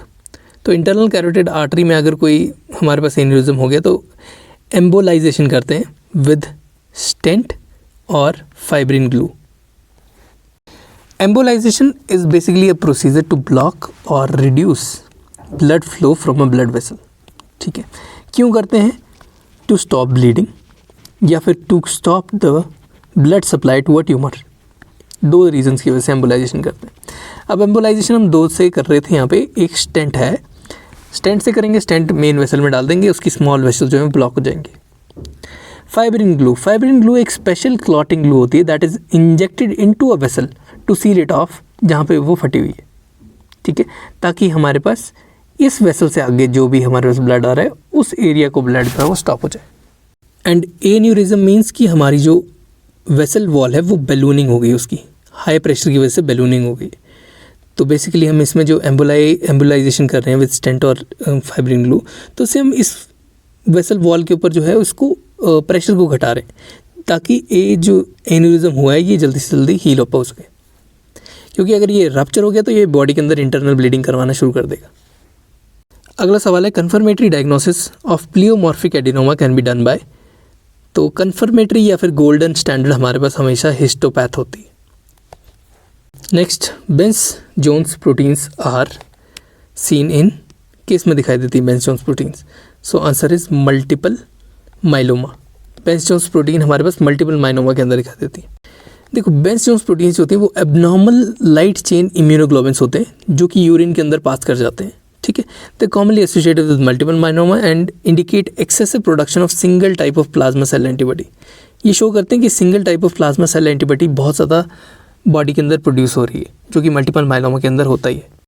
Next is in the OMENS classification of hemifacial microsomia. M का मतलब क्या होता है? तो इसमें हम पांचों के मतलब पढ़ेंगे। OMENS, ओ से आता है हमारे पास ऑर्बिटल एसिमेट्री, एम से आता है मैंडिबुलर हाइपोप्लेजिया, ई से आता है ईयर डिफॉर्मिटी, एन से आता है नर्व डिसफंक्शन और एस से आता है सॉफ्ट टिश्यू डेफिशिएंसी, ठीक है। एस से सॉफ्ट टिश्यू डेफिशिएंसी, एन से नर्व डिसफंक्शन, ई से ईयर डिफॉर्मिटी, एम से मैंडिबुलर हाइपोप्लेजिया और ओ से orbital asymmetry. Next question is ECG changes can be first observed when the doses of lignocaine exceeds how much? तो answer है इसमें हमारे पास 5 to 6 mcg divided by ml। Basic याद करने वाली चीज़ ये कि अगर 1 से 5 माइक्रोग्राम पर ml अगर हमारे पास लिग्नोकेन होगा या लिडोकेन होगा तो it will cause analgesia, normal analgesia. अगर 5 से 10 चला जाएगा तो it will cause circumoral numbness, tinnitus, skeletal muscle twitching, systemic hypotension, myocardial depression. मतलब ये सारा हाइपोटेंशन वगैरह करने लग पड़ रहा है, तो इसी चेंजेस दिखेंगे। अगर 10 से 15 जाता है तो ये ओवरडोज वाली सिस्टम आ गया, सीजर्स और अनकॉन्शियसनेस में बंदा चला जाता है, तो ये टॉक्सिसिटी के सिम्टम दिखने स्टार्ट होते हैं। अगर 15 से 25 में चला जाता है तो एपनिया हो जाता है, सांस लेना बंद कर सकता है, कोमा में भी जा सकता है, ठीक है। अगर ग्रेटर देन 25 माइक्रोग्राम पर ml आपने डोज दे दी तो उसमें हमारे पास कार्डियोवैस्कुलर डिप्रेशन हो सकता है पेशेंट को।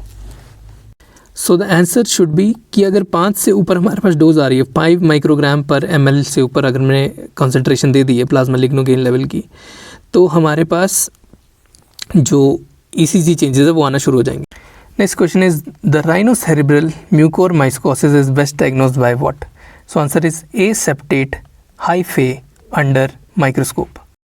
Next question, which radiograph is best suited for detection of metastasis to a distant organ like lungs, liver with the primary tumor present in the oral cavity?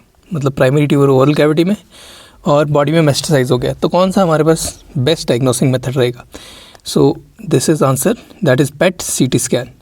देखो, PET CT scan is the most useful test for determining the stage of cancer, therefore it is more accurate than any other test in finding the local और metastatic tumours. PET CT जो है वो local या metastatic tumour जैसा भी है उसको find करने के लिए बहुत ज़्यादा सेंसिटिव टेस्ट होता है। Although PET scan can not directly detect the microscopic cells, it can detect the cluster of tumour cells. ये डायरेक्टली माइक्रोस्कोपिक सेल्स नहीं, लेकिन उनके क्लस्टर्स को डिटेक्ट कर सकता है। So it can show where the tumour cells are metastasizing और spreading और विच टिश्यू और organ system is getting affected. Next, the site of action of local anaesthetic is on which part of the neuron? Is it on exoplasm, is it on epineurium, is it on nerve membrane or is it on perineurium? तो answer है इसमें nerve membrane, ठीक है। कहाँ act करता है local anaesthetic agent? It acts on the nerve membrane. Last question, the first locally use anaesthesia to be clinically use was what? पहला local anaesthesia कौन सा जो क्लिनिकली हमने यूज़ किया था? That is cocaine.